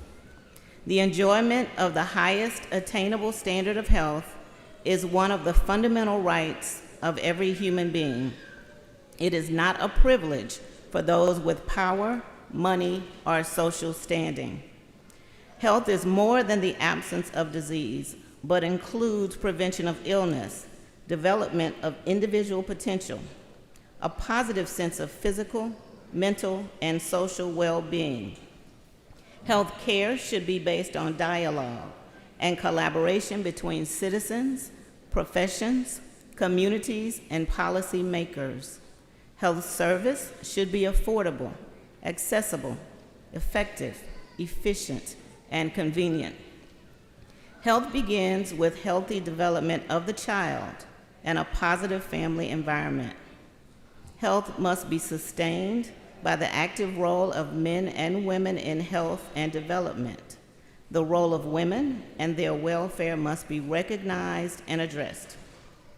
Health care for the elderly should preserve dignity, respect, and concern for a sustainable environment with balanced human populations growth and preservation of cultural diversity. Health depends on availability to people of basic elements: food, safe water, housing, education, productive employment, protection from pollution, and prevention of social alienation. Health depends on protection from exploitation without distinction of race, religion, political belief, economic or social condition, and the oath together. We, as people concerned about health improvement in the world, do hereby commit ourselves to advocacy and action to promote the health rights of all human beings.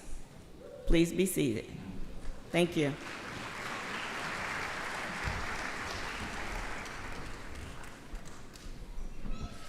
Thank you, Dr. Miles Richardson. Will the inaugural class of the Doctoral Health Administration degree please rise? Madam President, I have the honor to present to you the first students who have completed a rigorous program of health administration studies fully accredited by the Southern Association of Colleges and Schools Commission on Colleges. The Board of Trustees and the faculty of Morehouse School of Medicine recommend that these students receive the degree Doctor of Health Administration.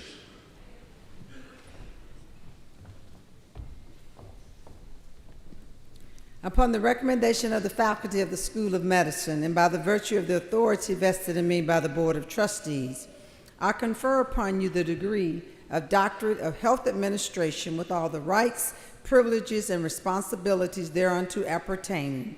Please come forth to receive your diploma and your hood. Dr. Capri Antoinette Alford.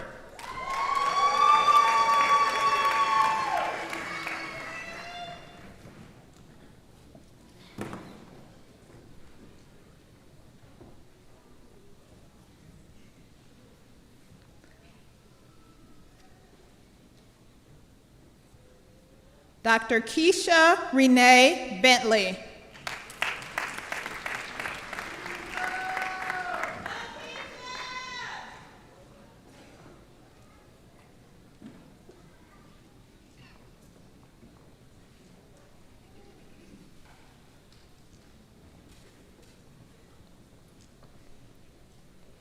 Dr. Ariana Danielle Birch.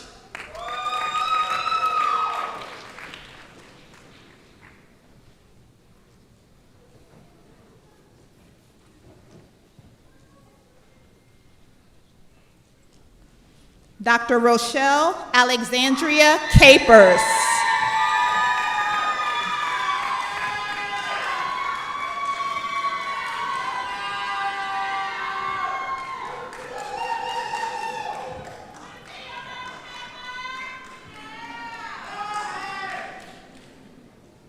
Dr. Kayla Marie Dauphiné.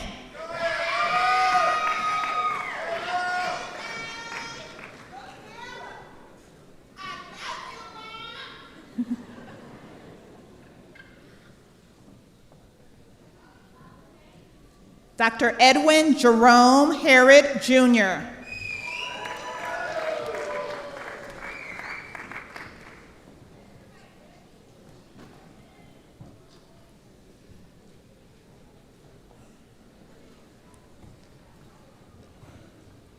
Dr. Lynn Lorraine Johnson Reed.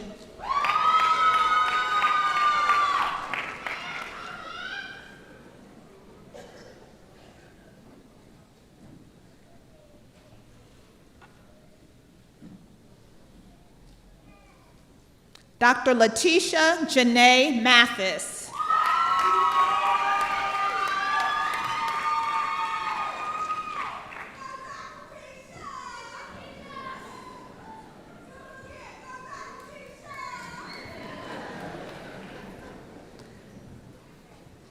Dr. Leah Sapphira Rowe.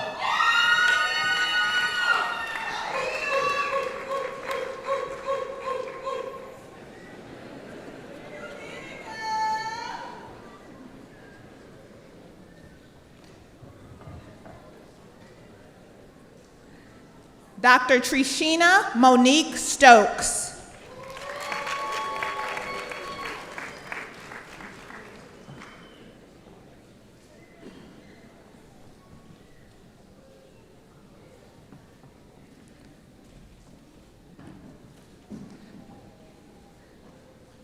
Dr. Afia Fatima Syed.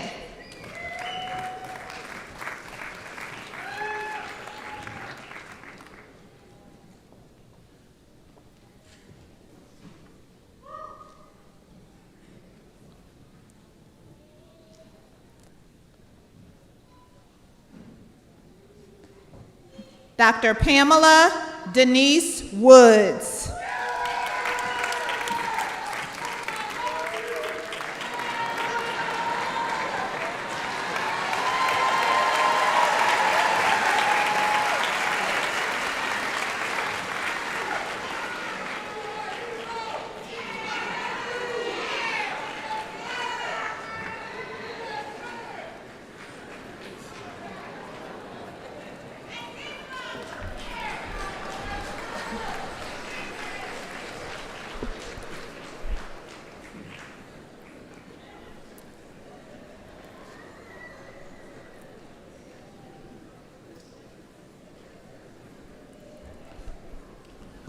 Wonderful. Will the new Doctor of Health Administration graduates please move your tassels to the left side, and congratulations.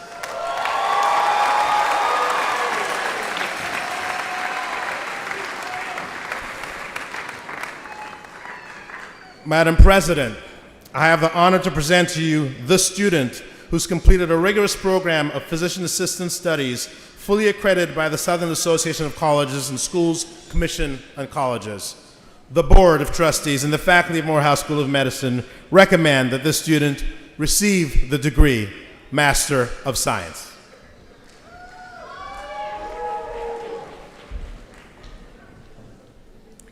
Upon recommendation of the faculty of the School of Medicine, and by the virtue of the authority vested in me by the Board of Trustees, I confer upon you the degree of Master of Science in Physician Assistant Studies with all the rights, privileges, and responsibilities thereunto appertaining. Please come forth to receive your diploma and your hood.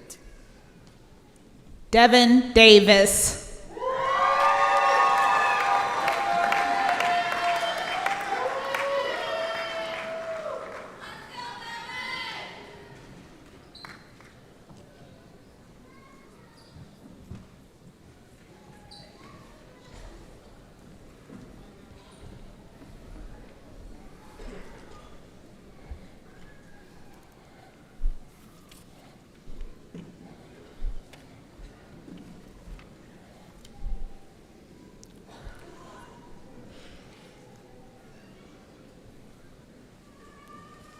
So the new Master of Science in Physician Assistant Studies graduate, you may move your tassel to the left side, and congratulations.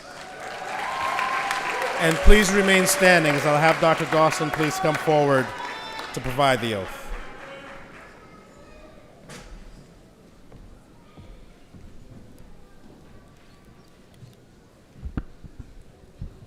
Good morning. I'm Dr. Pangela Dawson. I'm the Associate Dean, Department Chair, and Founding Program Director for the Physician Assistant Studies Program here at Morehouse School of Medicine. We will now recite the professional oath for the physician assistant profession. Graduate, if you could please stand. If there are any other physician assistants, physician associates in the audience, you're welcome to stand and join us in the pledge. Right? Awesome. All right, we will begin the pledge now, found on page 22. Here we go. I pledge to perform the following duties with honesty and dedication. I will hold as my primary responsibility the health, safety, welfare, and dignity of all human beings. I will uphold the tenets of patient autonomy, beneficence, non-maleficence, and justice. I will recognize and promote the value of diversity. I will treat equally all persons who seek my care. I will hold in confidence the information shared in the course of practicing medicine. I will assess my personal capabilities and limitations, striving always to improve my medical practice. I will actively seek to expand my knowledge and skills, keeping abreast of the advances in medicine. I will work with other members of the healthcare team to provide compassionate and effective care of the patients. I will use my knowledge and experience to contribute to improved communities. I will respect my professional relationship with the physician. I will share and expand knowledge within the profession. These duties I pledge in sincerity and upon my honor. Please be seated. Thank you.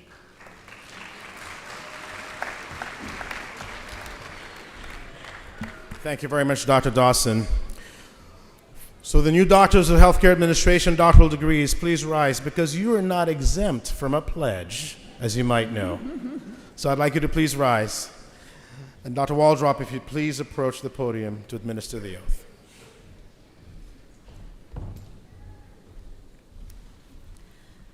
Thank you, Dr. Tyndall.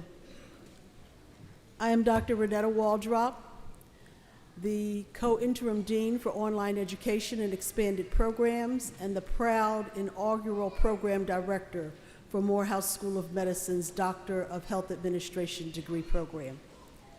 Will the graduates please prepare to recite the Healthcare Administrator's Pledge? If there are other healthcare administrators in the audience with us today, please feel free to help to recite the pledge with us as well. It can be found on page 21 of the program. Graduates, please begin to recite. As a healthcare administrator, I will serve the greater good by bringing people and healthcare resources together to create value that no single individual can create alone. Therefore, I will seek a course that enhances the value of my enterprise for greater society over the long term. I recognize my decisions can have far-reaching consequences that affect the well-being of individuals inside and outside my enterprise, today and in the future. As I reconcile the interests of different constituencies, I will face choices that are not easy for me and others. Therefore, I promise I will act with the utmost integrity and pursue my work in an ethical manner. I will safeguard the interest of my shareholders, co-workers, customers, and the society in which we operate. I will seek to include the voices and needs of the underserved or disenfranchised people of the communities I serve to support the creation and advancement of health equity. I will manage my enterprise in good faith, guarding against decisions and behavior that advance my own narrow ambitions but harm the enterprise and the societies it serves. I will understand and uphold, both in letter and in spirit, the laws and contracts governing my own conduct and that of my enterprise. I will take responsibility for my actions, and I will represent the performance and risk of my enterprise accurately and honestly. I will develop both myself and other managers under my supervision so that the profession continues to grow and contribute to the well-being of society. I will strive to create sustainable economic, social, and environmental prosperity for the enterprise I lead and the communities I serve. I will be accountable to my peers, shareholders, co-workers, and patients for living by this pledge. This pledge I make freely and upon my honor. Thank you, graduates.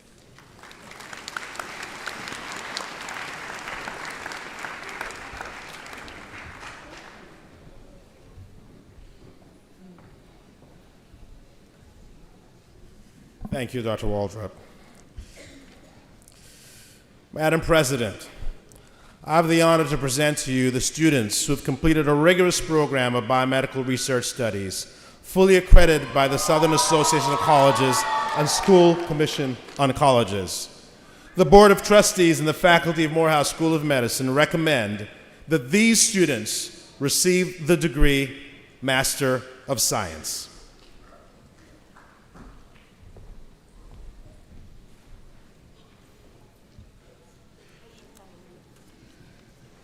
Upon recommendation of the faculty of the School of Medicine and by the virtue of the authority vested in me by the Board of Trustees, I confer upon you the degree Master of Science in Biomedical Research with all the rights, privileges, and responsibilities thereunto appertaining.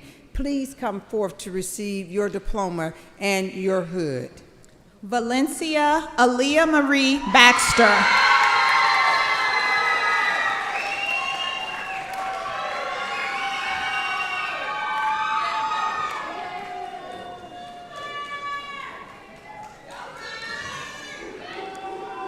Lauren Janelle Denise Jones.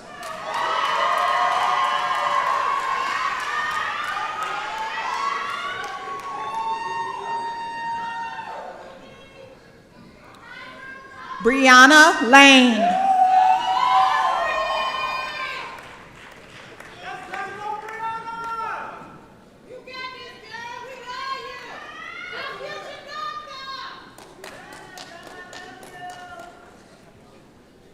Diana Tasha Levansor.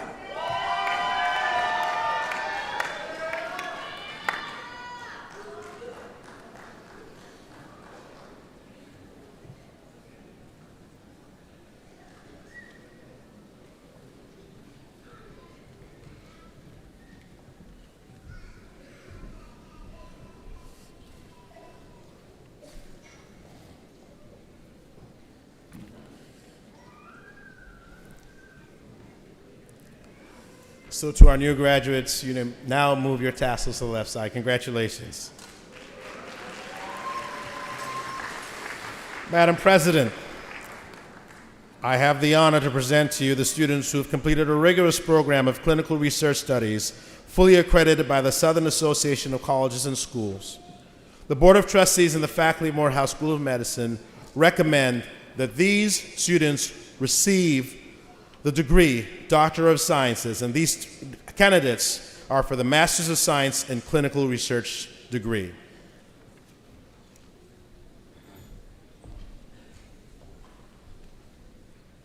Upon the recommendation of the faculty of the School of Medicine and by the virtue of the authority vested in me by the Board of Trustees, I confer upon you the degree Master of Science in Clinical Research with all the rights, privileges, and responsibilities thereunto appertaining. Please come forth to receive your diploma and your hood. Nolan Miguel Stubbs.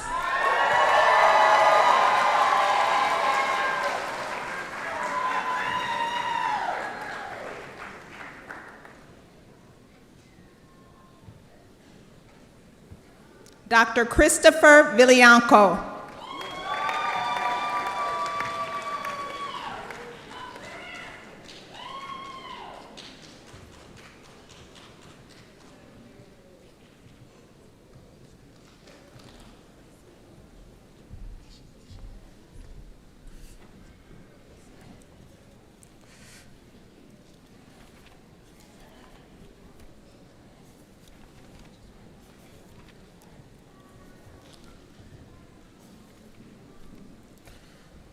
To our new graduates, you now can move your tassels to the left side. So now for the candidates for the Master of Health Science and Health Informatics. Madam President, I have the honor to present to you the students who've completed a rigorous program of health informatics studies, fully accredited by the Southern Association of Colleges and Schools. The Board of Trustees and the faculty of Morehouse School of Medicine recommend that these students receive the degree Master of Science.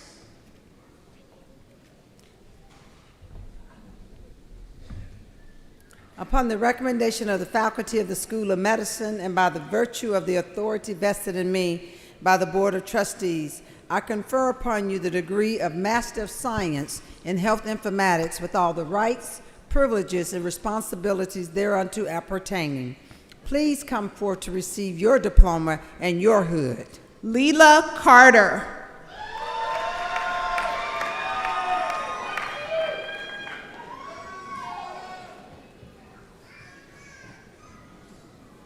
Taisha Brown Clancy.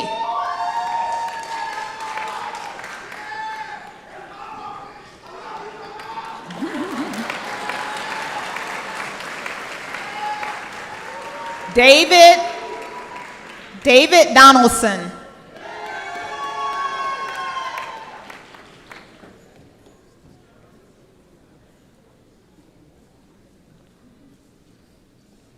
Paul Egali.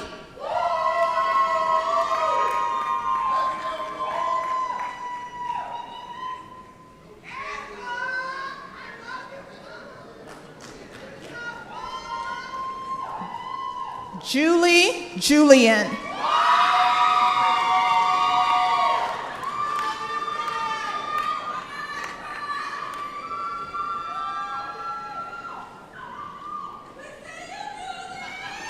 Katrina McGee.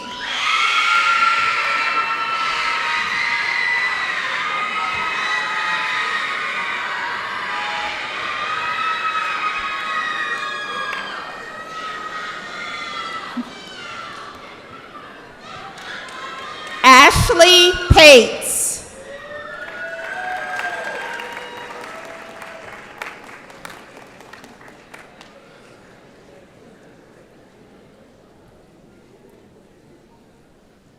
Lavora Reed.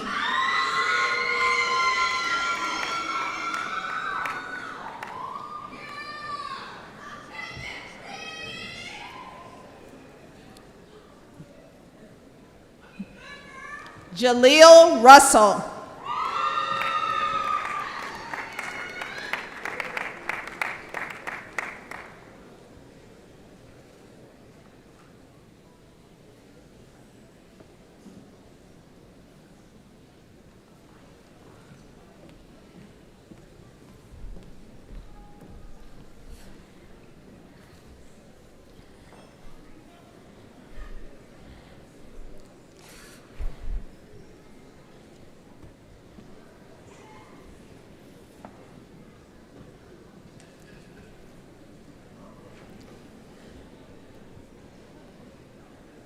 So to our new graduates, you may now move your tassels to the left side. Congratulations.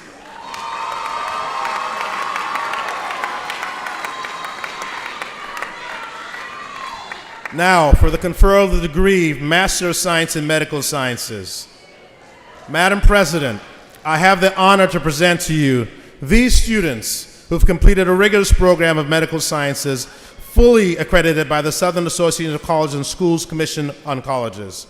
The Board of Trustees and the faculty of Morehouse School of Medicine recommend that these students receive the degree Master of Science.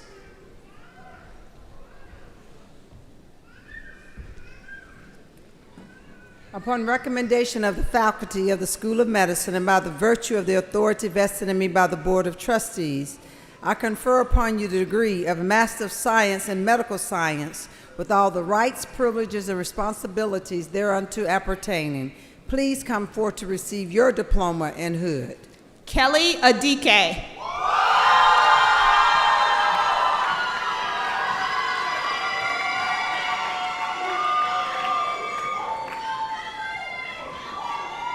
Chanel Anagbo Doughton.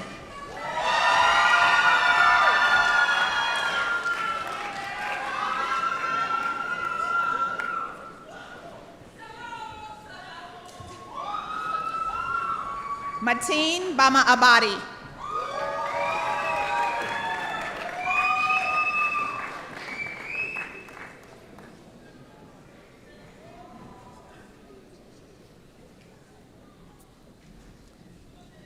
Xavier Baruti.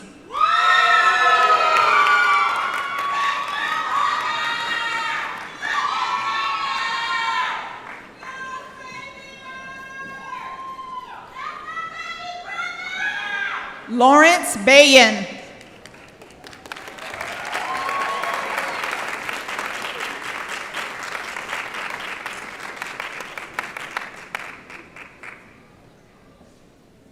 Michelle V. Bookall.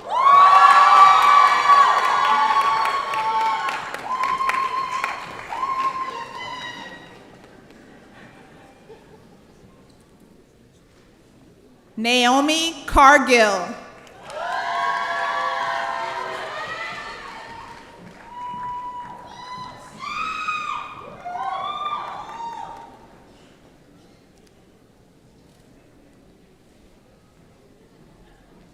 Imani Carnegie.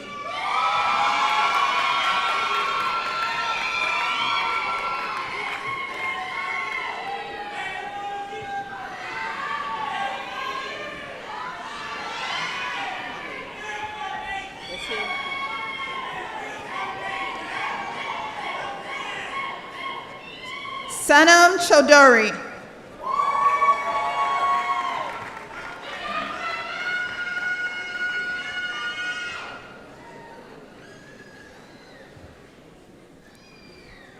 Malik Coleman.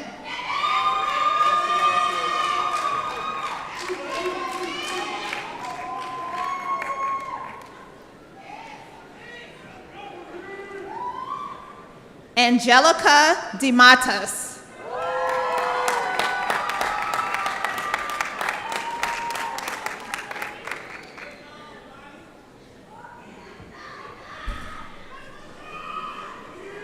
Kayla DeMaccardo.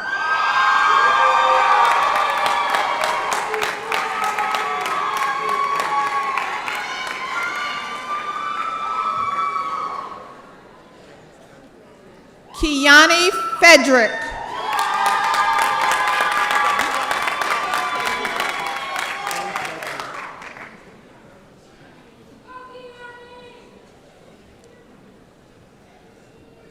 James Godry.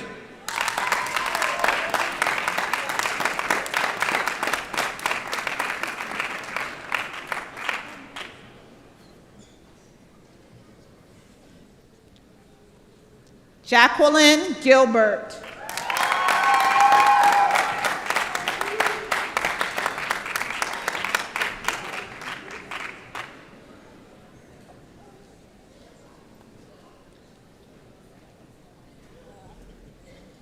Ethan R. Gilmore.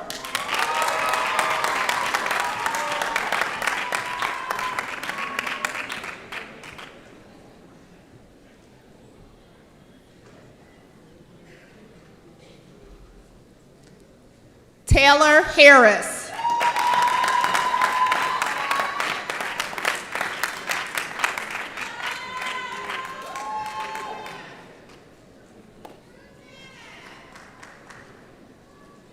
Brianna Hodges.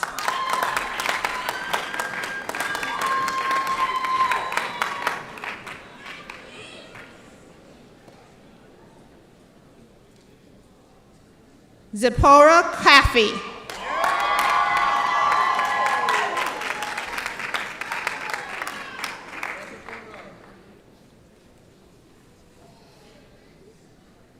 Kimberly King.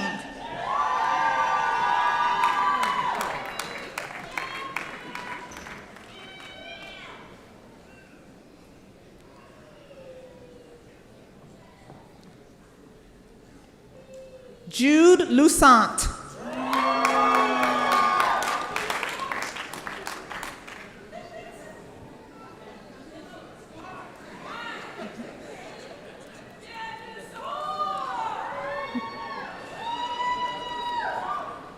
Rona McGimbe.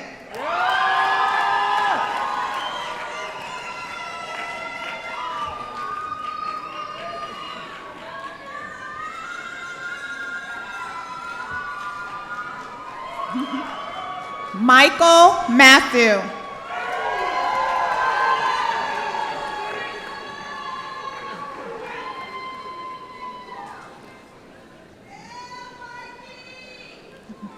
Harlem Murray.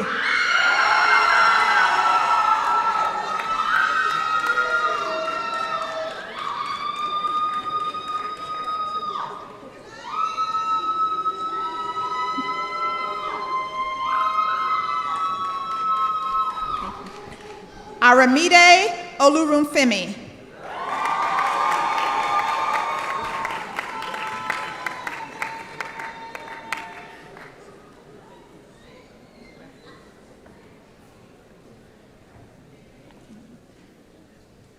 William Paymu.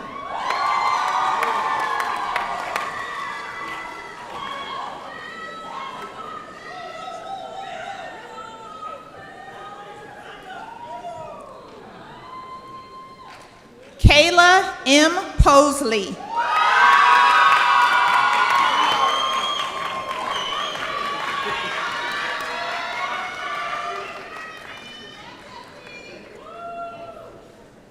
Brevin Rose.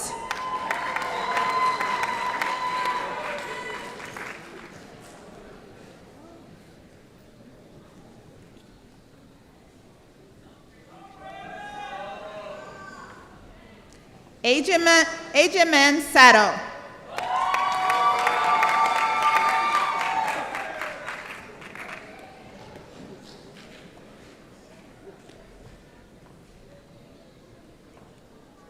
Ashley Elaine Scott.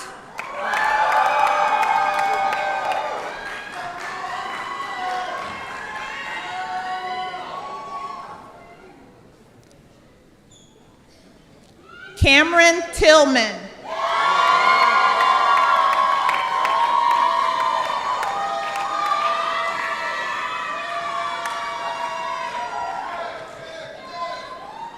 Vashawn Williams Jr.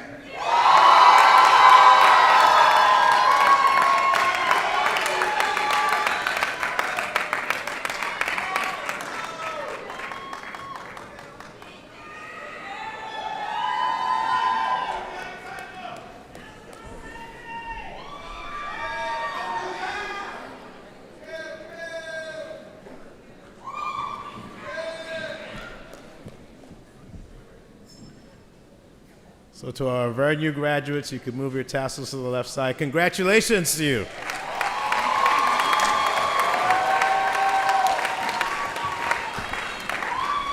And this is for the conferral of the degree, Master of Science in Neuroscience. Madam President, I have the honor to present to you the students who've completed a rigorous program of neuroscience and studies, fully accredited by the Southern Association of Colleges and Schools Commission and Colleges. The Board of Trustees and the faculty of Morehouse School of Medicine recommend that these students receive the degree Master of Science.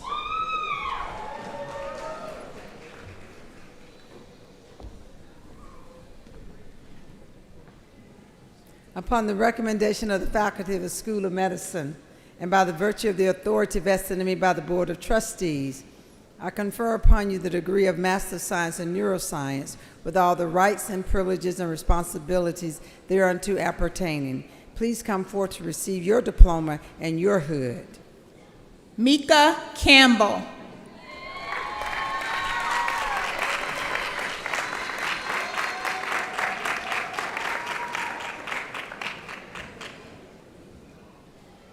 Ayobami Fawole.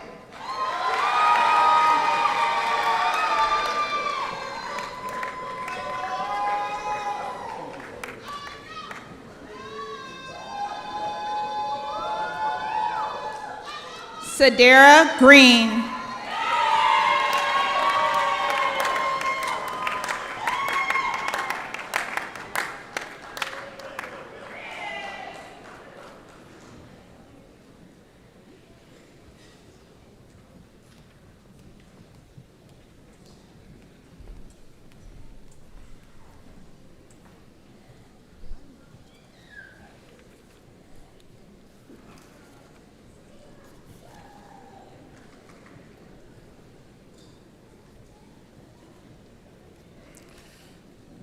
To our new graduates, you now can move your tassels to the left side, and congratulations to you. And you all may be seated. Now this is for the conferral of the degree, Doctor of Philosophy in Biomedical Sciences. Madam President, I have the honor to present to you these students who've completed a rigorous program of biomedical sciences studies, fully accredited by the Southern Association of Colleges and Schools Commission and Colleges. The Board of Trustees and the faculty of Morehouse School of Medicine recommend that these students receive the degree Doctor of Philosophy.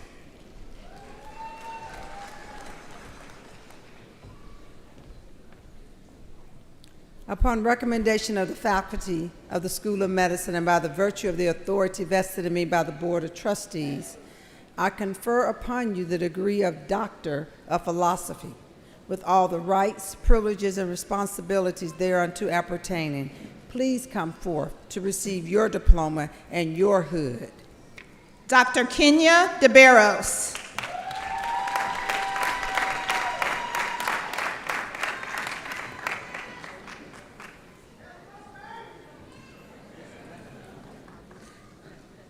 Dr. Sheetine Lin.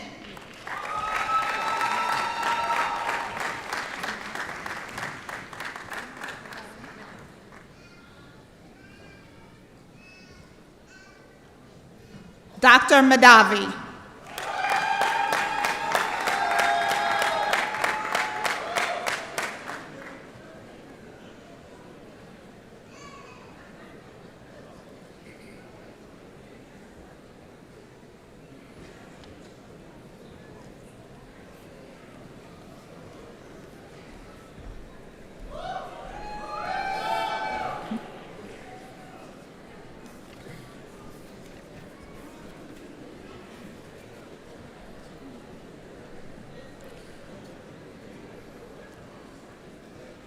So to our new graduates, you now may move your tassels to the left side, and congratulations.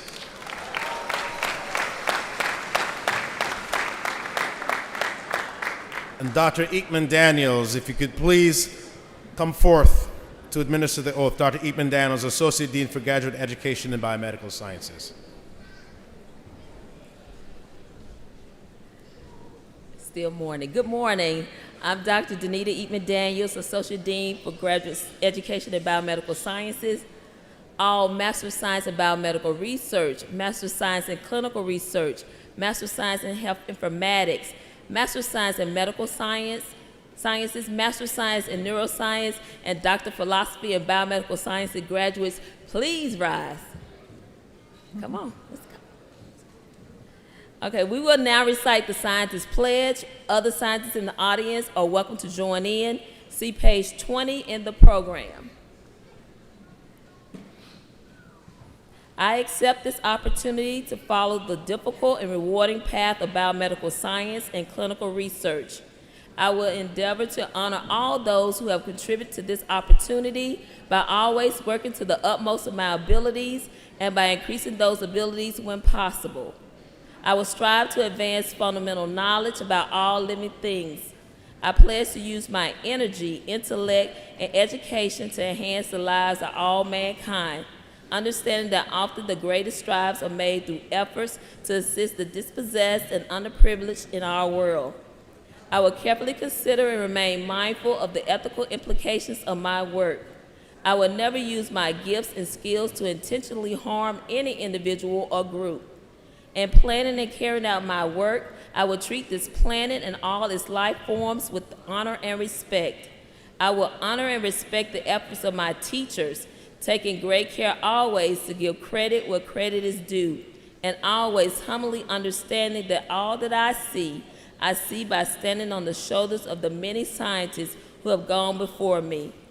I will also honor and respect my students and all who rely on that which I have learned, striving to truthfully and openly disclose all my methods, findings, and conclusions.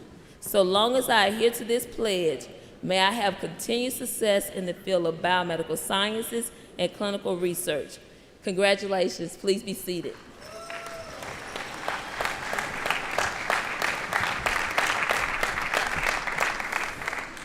Thank you, Dr. Eben Daniels. And now it is time to confer the degree Doctor of Medicine.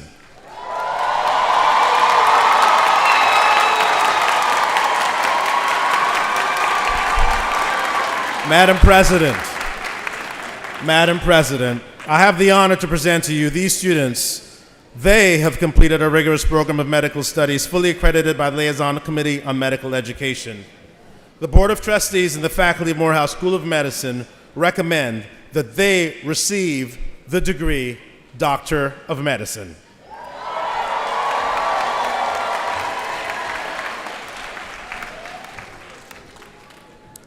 Upon recommendation of the faculty of the School of Medicine, and by the virtue of the authority vested in me by the Board of Trustees, I confer upon each of you the degree Doctor of Medicine with all the rights, privileges, and responsibilities thereunto appertaining. Please come forth to receive your diploma and your hood.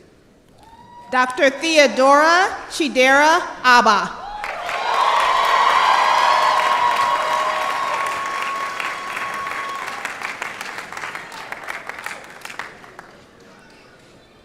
Dr. Farah Abaza.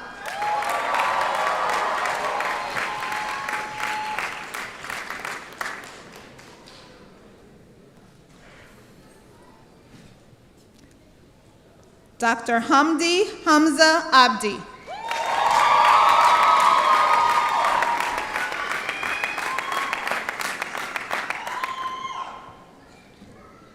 Dr. Chimsom Danielle Abwin.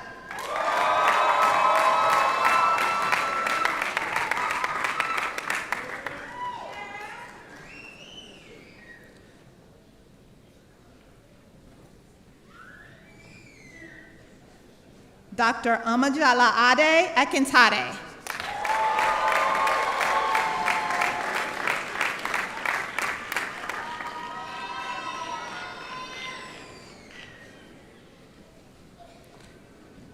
Dr. Yazan El-Madani.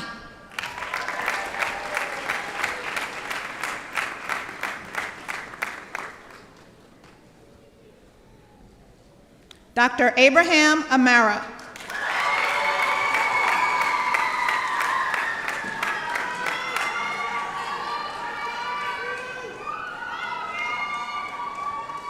Dr. Sunny Shima Enosike.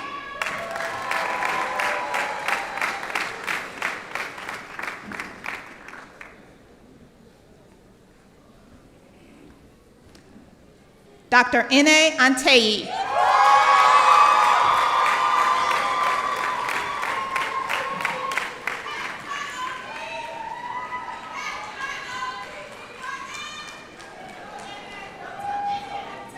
Dr. Oluwadamilola Babatola.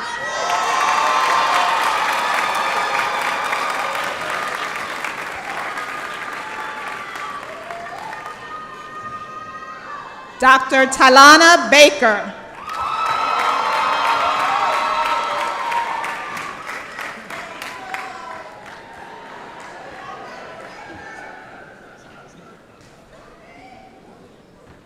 Dr. Yeli Bangora.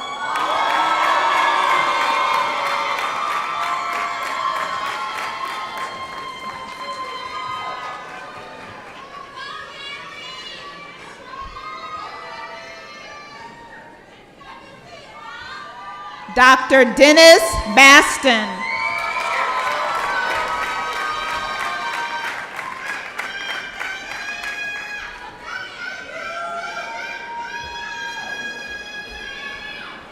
Dr. Darlene Adama Bayo.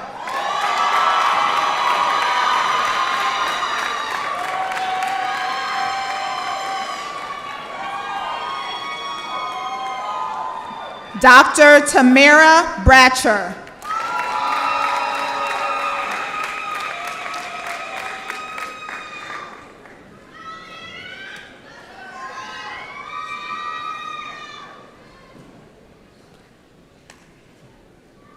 Dr. Phoebe Narnorkai Brock.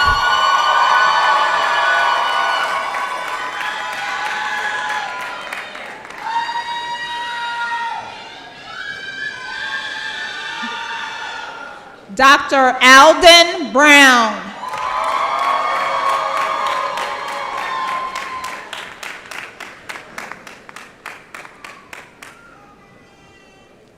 Dr. Robert Brown.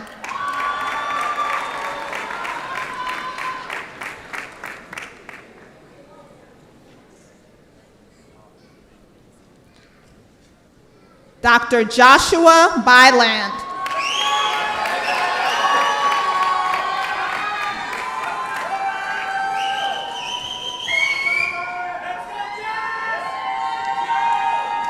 Dr. Brandy Campbell.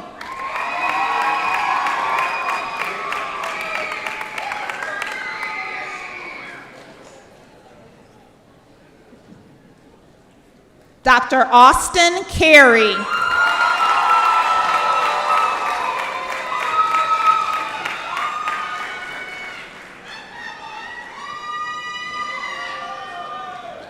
Dr. Brittany DeAsia Akira Carley.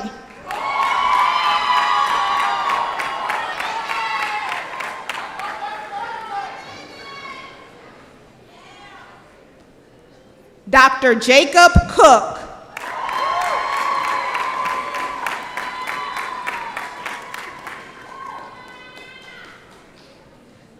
Dr. Amanda Monique Darius.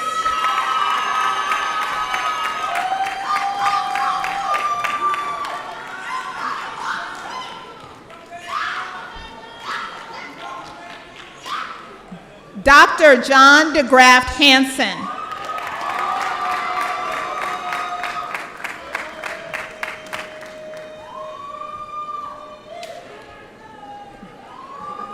Dr. Dave DeLima.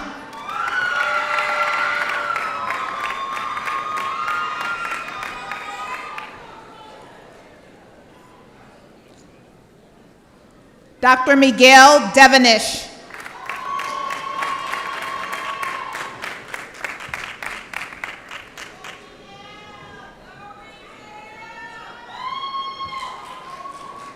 Dr. Caroline Angela Donay.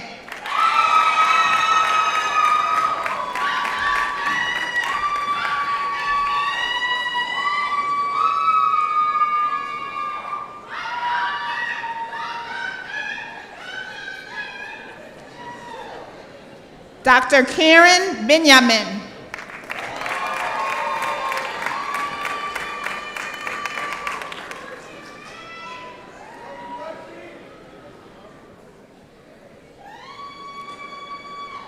Dr. Jesse Emefile.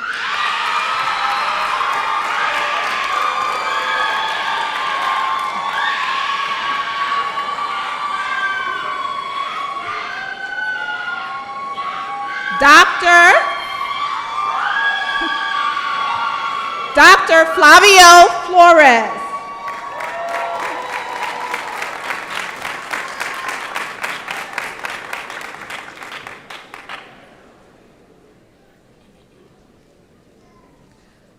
Dr. Jalicia Sade Gregory.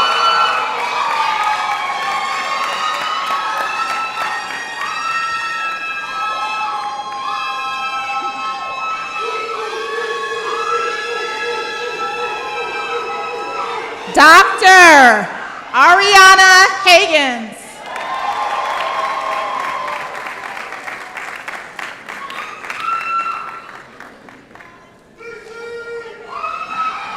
Dr. Bria Leandria Harris.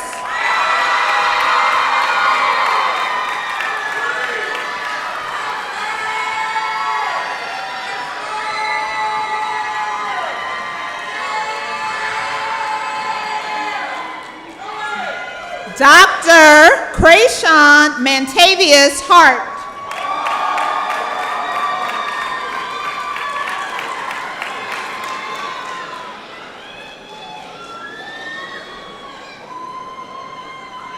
Dr. Samar Ibrahim Hasuna.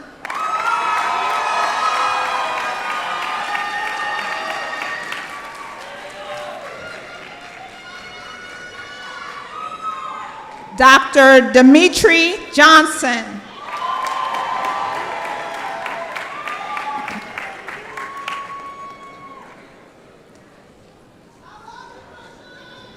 Dr. Gerald Van Jones, Jr.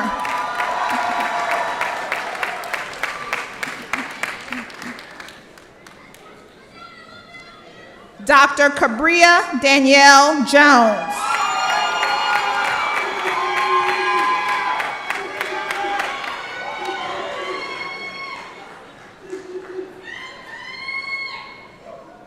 Dr. Karan Joshi.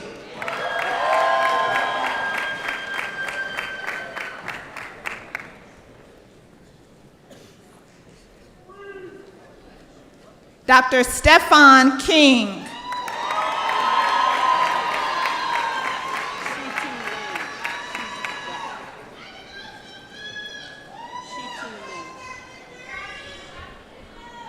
Dr. Sheeteen Lin.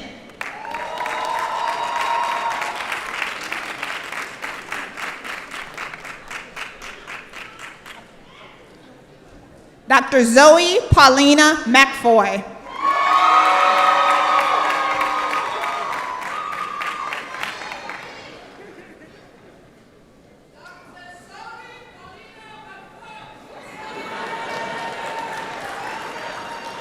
Dr. Aliza Makani.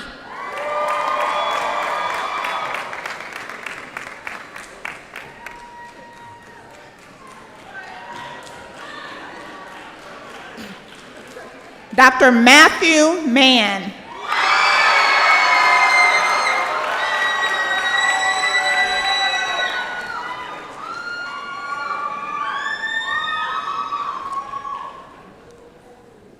Dr. Kelly Montgomery.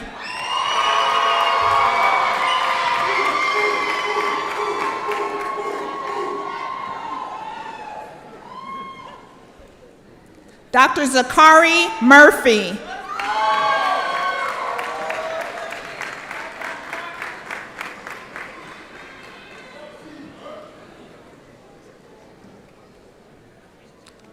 Dr. Kiana Akela Murray.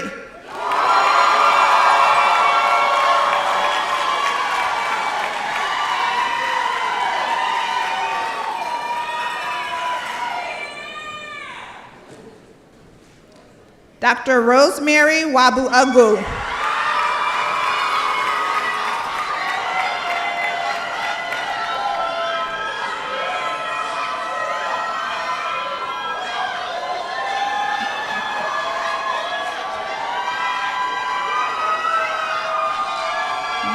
Thank you. Dr. Eden Aisha Obomegi.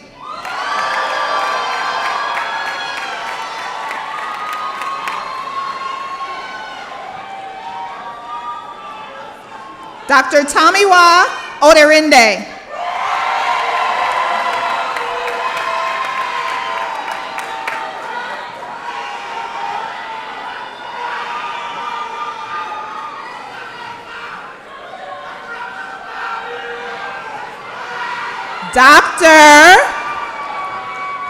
Dr. Michael Okafor.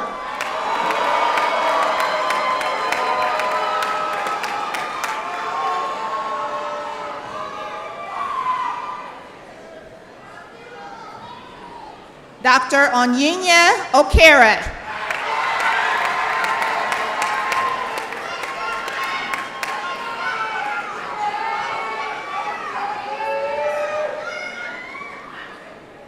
Dr. Ameza Amaruyi.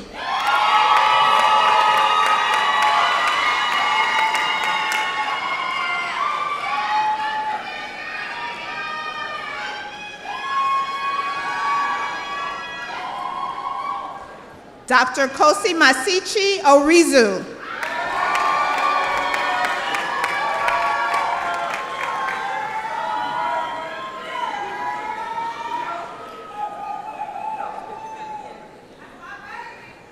Dr. Jenny Shidalu Osoha.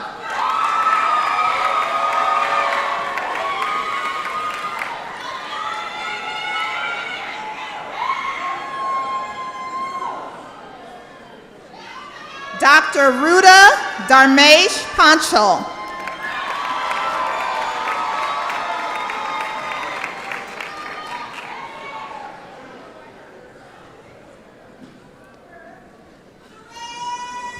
Dr. Rashida Malika Payne.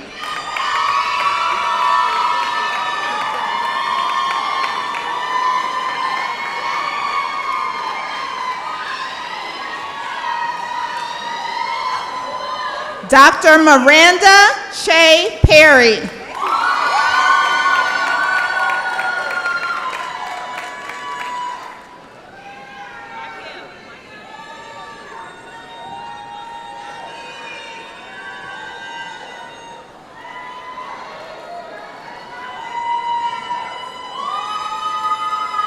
Thank you. Dr. Kajalin Michael Poe.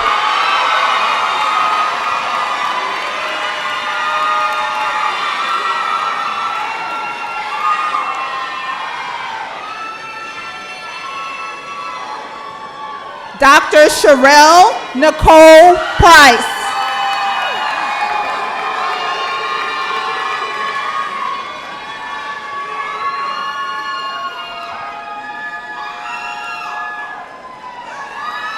Dr. Naima Rashid.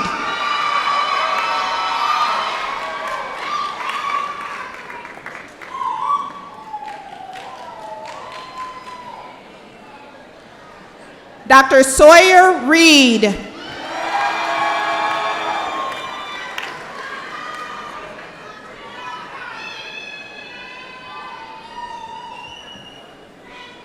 Dr. Karima Patricia Rokins.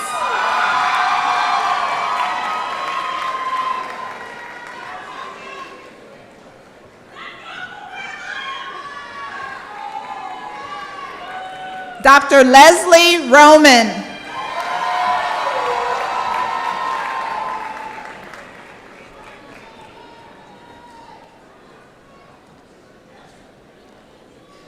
Dr. Doris Sagastumi.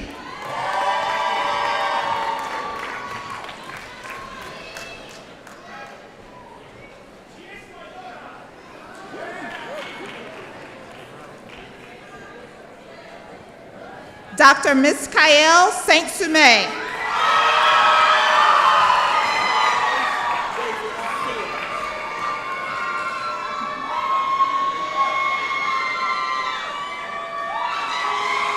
Dr. Miles David Sims.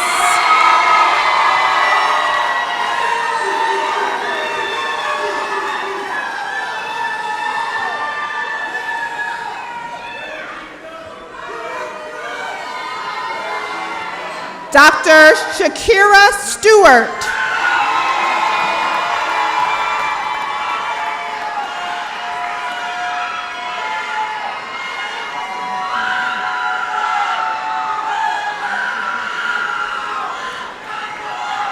Dr. Nolan Miguel Stubbs.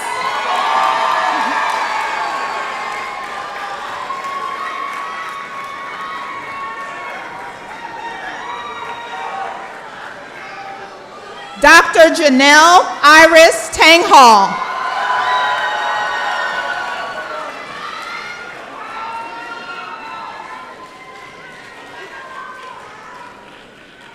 Dr. Rachel Diamond Terrell.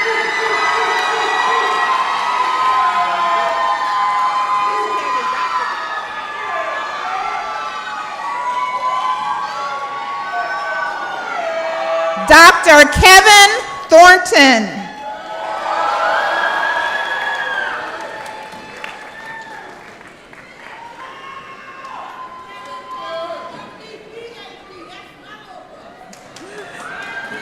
Dr. Kaylin Turner.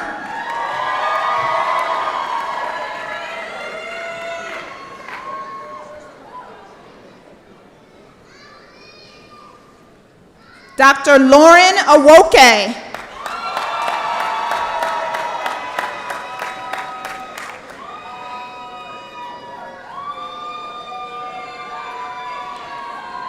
Dr. Sadiq Walker Baker.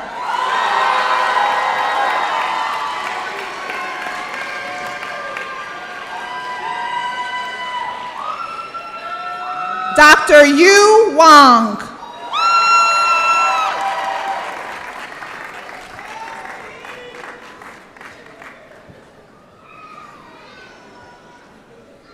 Dr. Shelby Simone Ware.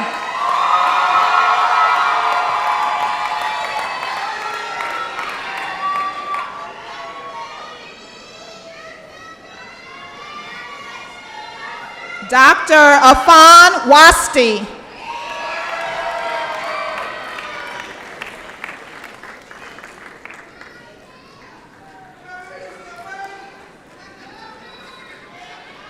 Dr. Kennedy Lauren Watson.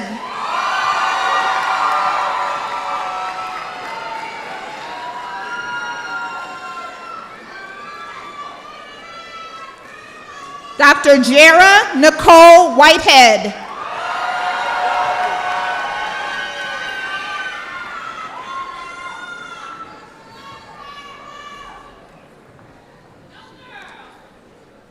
Dr. Rodney Whitney.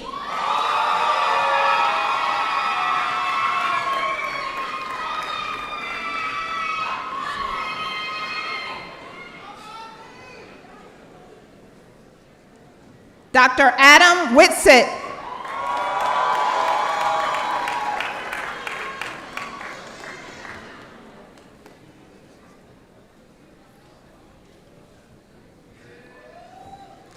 Dr. Haeyoung Jenna Wan.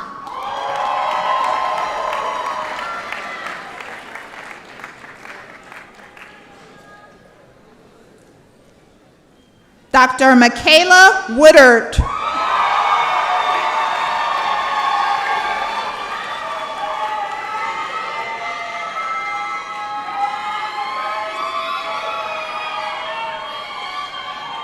Dr. Justin Woolridge.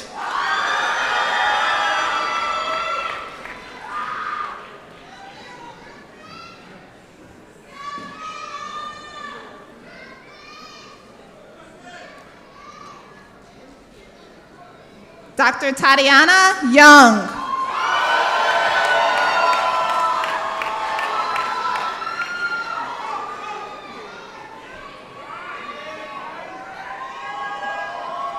Dr. Peter Youssef.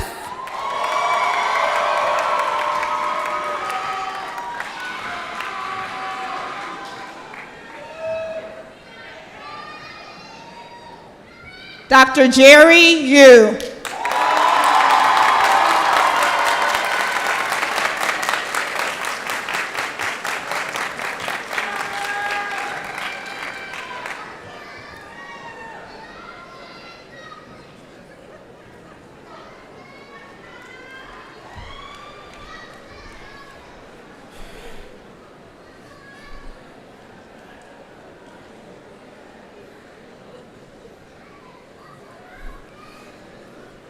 So our new candidates, those who are standing and those who are walking, you may now turn your tassels to the left side, and congratulations.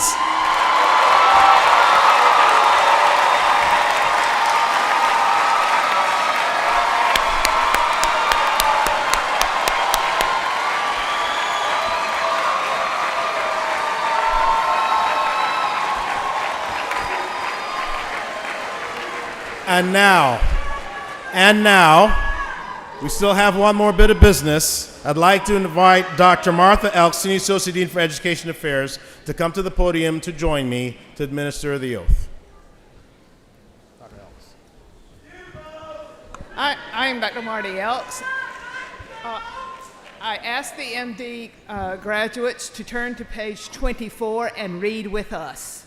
We invite other physicians in the room who also wish to read the oath with us to join us. I solemnly swear that as a graduate of Morehouse School of Medicine, according to my ability and judgment, I will keep the following oath. I will consider dear to me those who have taught me this art and will teach the art to all those who qualify as students. I will follow that method of treatment which, according to my ability and judgment, I consider for the benefit of my patients and will abstain from whatever is deleterious and mischievous. I will preserve the purity of my life and my art In every house where I come, I will enter only for the good of my patients, keeping myself from all intentional ill-doing and seduction. All that may come to my knowledge in the exercise of my profession, which ought not to be spread abroad, I will keep secret and will never reveal. If I keep this oath faithfully, may I enjoy my life and practice my art, respected by all peoples and all times. But if I trespass and violate this oath, may the reverse be my lot. Congratulations. Please be seated.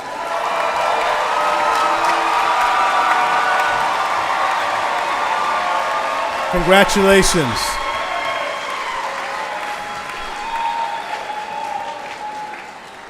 And now I'd like to invite to the podium our alumni president, Dr. Bonzo Reddick. Dr. Reddick.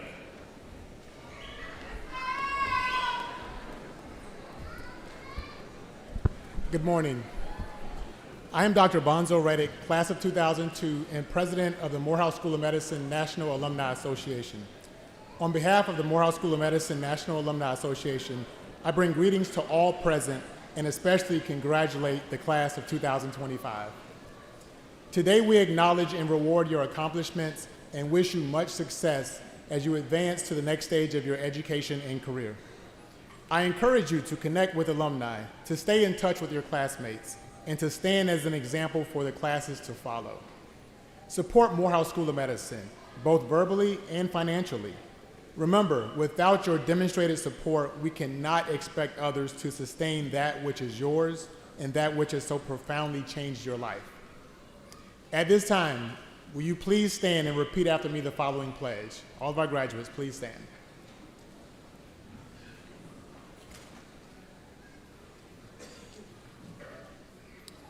I state your name. Hereby accept membership in the Morehouse School of Medicine National Alumni Association. As a graduate, I promise to maintain active membership in the Alumni Association and support the association and the Morehouse School of Medicine to the best of my ability. Thank you. Please be seated, and congratulations. And Dr. Montgomery Rice.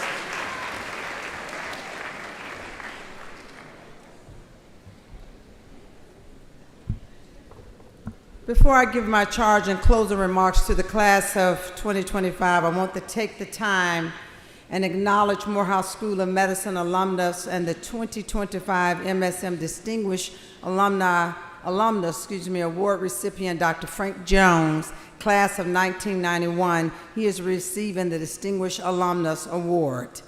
This award is given to alumnus and is our highest honor, and it's particularly significant because the winner is selected by his or her peers.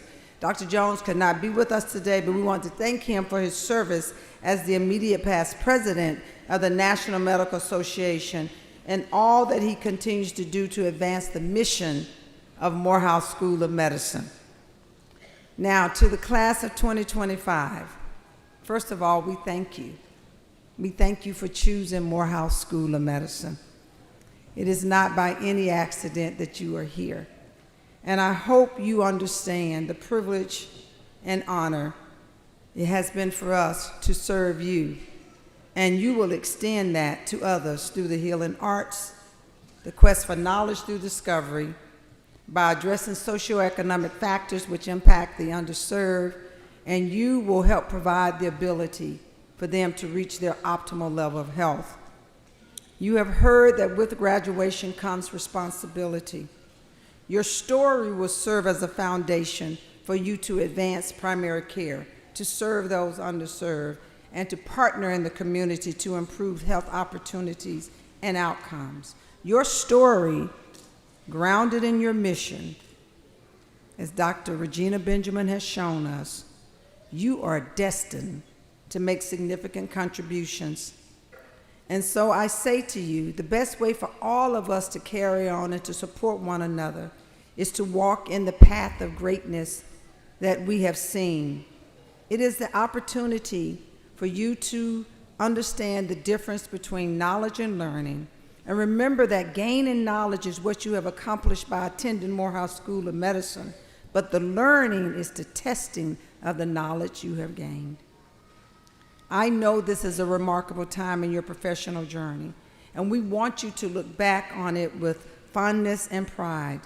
And we want you to keep these bonds that you have forged, because others like you are in this room right now, and you will need one another as you go forward. So we ask that you remember one another, you trust in the knowledge you've gained, you trust in each other, and you reach out when you need assistance.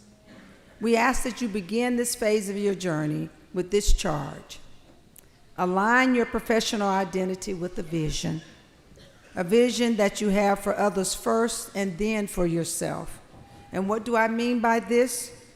I have a vision that health equity is achievable, that we can assist everyone with achieving their optimal level of health, providing them what they need, when they need it, and the amount they need to reach their optimal level of health. You learn that here at Morehouse School of Medicine. I use this every day, and I ask one simple question when I engage with my patients, my families, my learners. Based on who's sitting in front of me, what's possible? If you ask that question with every engagement, it requires you first to listen and to think in limitless possibilities for what is possible for them. Second, constantly seek new knowledge. Information is changing. ChatGPT, Copilot, Gemini, all of that will be at your fingertip. But it does not replace you as a provider. It does not replace you as an advocate for your community. It does not replace what you need to do in the lab to translate discoveries into possibilities. It does not replace you in that clinical setting where you are building that bridge between healthcare and health. So never, ever, ever lose sight of your purpose. Seek guidance from trusted advisors and wise peers. Listen to your higher self and your higher calling. Be a great health professional, but be an even better person. We ask that you love deeply, you laugh heartily, and you pray often, because each offers the gift of health and happiness. Find the balance if it really exists. Support your alma mater, but it has so profoundly changed your life. Remember to take care of yourself. Exercise, eat healthier, read, listen to music, dance, and laugh. For when health is absent, wisdom cannot reveal itself, art cannot manifest, strength cannot fight, and wealth becomes useless. And finally, leave a good legacy. And make sure that the lives you touch and the places where you serve are better because of you. Remain humble, for you will have many answers, but certainly not all of them. Be of service to others. You are not the center of the universe, but a servant of it. When you enter a room, don't say, "Here I am," say, "How can I help you?" Remember, you are graduates of the Morehouse School of Medicine, the class of 2025, and you have earned a place in the global community among the men and women, among the healing arts and sciences. Go with God, and may you and your families be richly blessed. Well done, well done.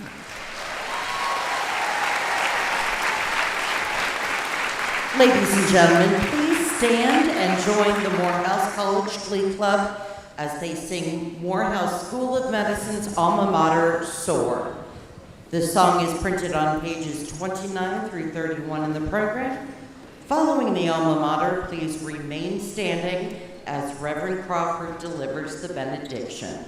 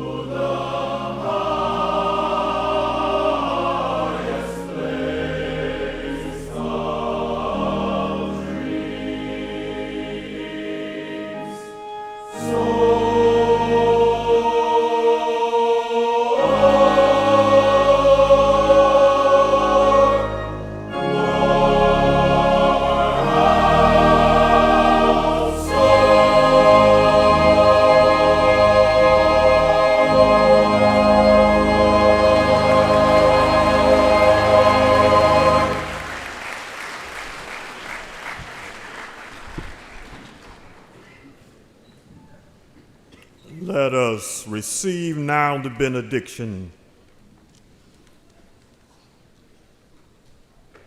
God, we thank you for allowing us to come to celebrate again the joy and the past that we bring to fruition on this day of the Morehouse School of Medicine. Thank you, God, for 50 long years. And now, God, as we depart from this place, I pray, God, that you will make us instruments of purpose. 50 years you've given us purpose. 50 more give us purpose, God. And so on this day, make us instruments of purpose to challenge an environment that fills our mind with uncertainty, wondering what the financial challenges will break or make us, but give us, God, instruments to be purposeful. Make us instruments of purpose, God, to transform minds that young men and young women can always feel they can be more than that environment. Make us instruments of purpose, some to research, some to become administrators, some to change policies. Make us instruments of purpose. And then, God, make instruments of purpose that some of us will hold the hands of newborn babies who come in the world. We will cradle children. We will guide adolescents. Make us instruments of purpose that will maintain the health of adults. We'll hold the hands of seniors, and we will comfort those who are leaving this world. And now, God, I pray on this day that, God, that you as will make us instruments of purpose, that you will make us good. And so, God, on this day, be in our hand that we may do the good. Be in our feet, God, that we may walk towards the good. God, be in our eyes that we may see the good.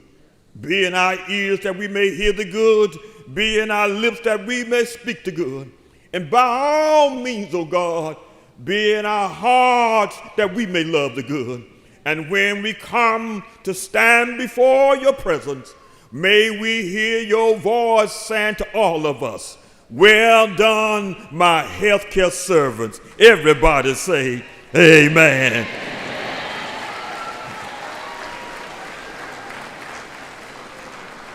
And now we receive our Chief Marshal, Dr. John Patrickson.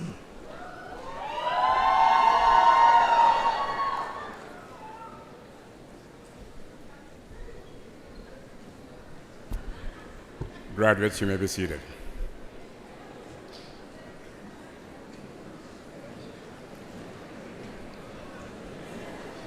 Audience, you may be seated likewise.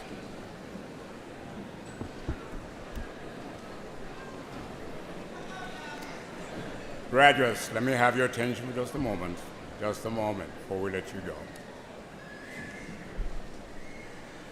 We at Morehouse School of Medicine, we are proud of you. But let me remind you of something. There are times nature teaches you something. I'm one of those who like to watch movies and concerning nature itself. There's an incident I saw once that I'd like to share with you. There was an eagle, mom and dad, on a high ledge with other eagles. They fed that little eaglet. Soon you saw feathers growing, which was replaced later by adult feathers. And as he grew, you will see him spread his 5 feet length span wings and rise from the nest. Rise from the nest. All he'll do, rise from the nest. This is what I saw. The dad one day came behind him while he pushed him off the ledge. And he, as you would expect, and there was dad right behind him, just above him. He discovered that his wings were made to fly, equipped though he did not know. And he, getting himself acquainted with the wind, soon made his way back to the nest. The next scene, he and Dad took off. This time he did not flounder. They soared. Dad was showing him, my son, my daughter, in you is an eagle. We soar. We soar to excellence in all we do. Unlike the divine one who has taken care of you, fed you, you have spread your wings. And he says, let's soar. He's always with you, as closer than a brother, closer than a sister. You will become his arms. You will become his lips. And he will show you the secrets of his creation. Walk with confidence. You're meant for something special. As Dr. Montgomery Wright said, this is what we're made for. Let us change the world.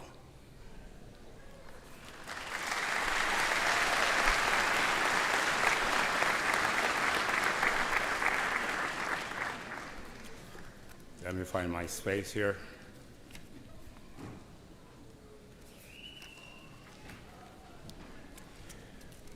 Just a few points I'd like to make before we go. Please note that there will be a reception at the Morehouse School of Medicine in the Calvin Marriott Education Conference Center and in the National Center of Primary Care Auditorium. Things prepared for your refreshment. I would like to say a special thank you to the keynote speaker, Dr. Benjamin. Thank you. And to all our distinguished platform guests, trustees, alumni, faculty, staff, and students for your individual and collective participation in today's commencement celebration. And now, we ask the audience to remain seated until the platform party, faculty, and the graduates have completely recessed. Thank you all for joining us in this fantastic moment, the celebration of our graduates. Madam President.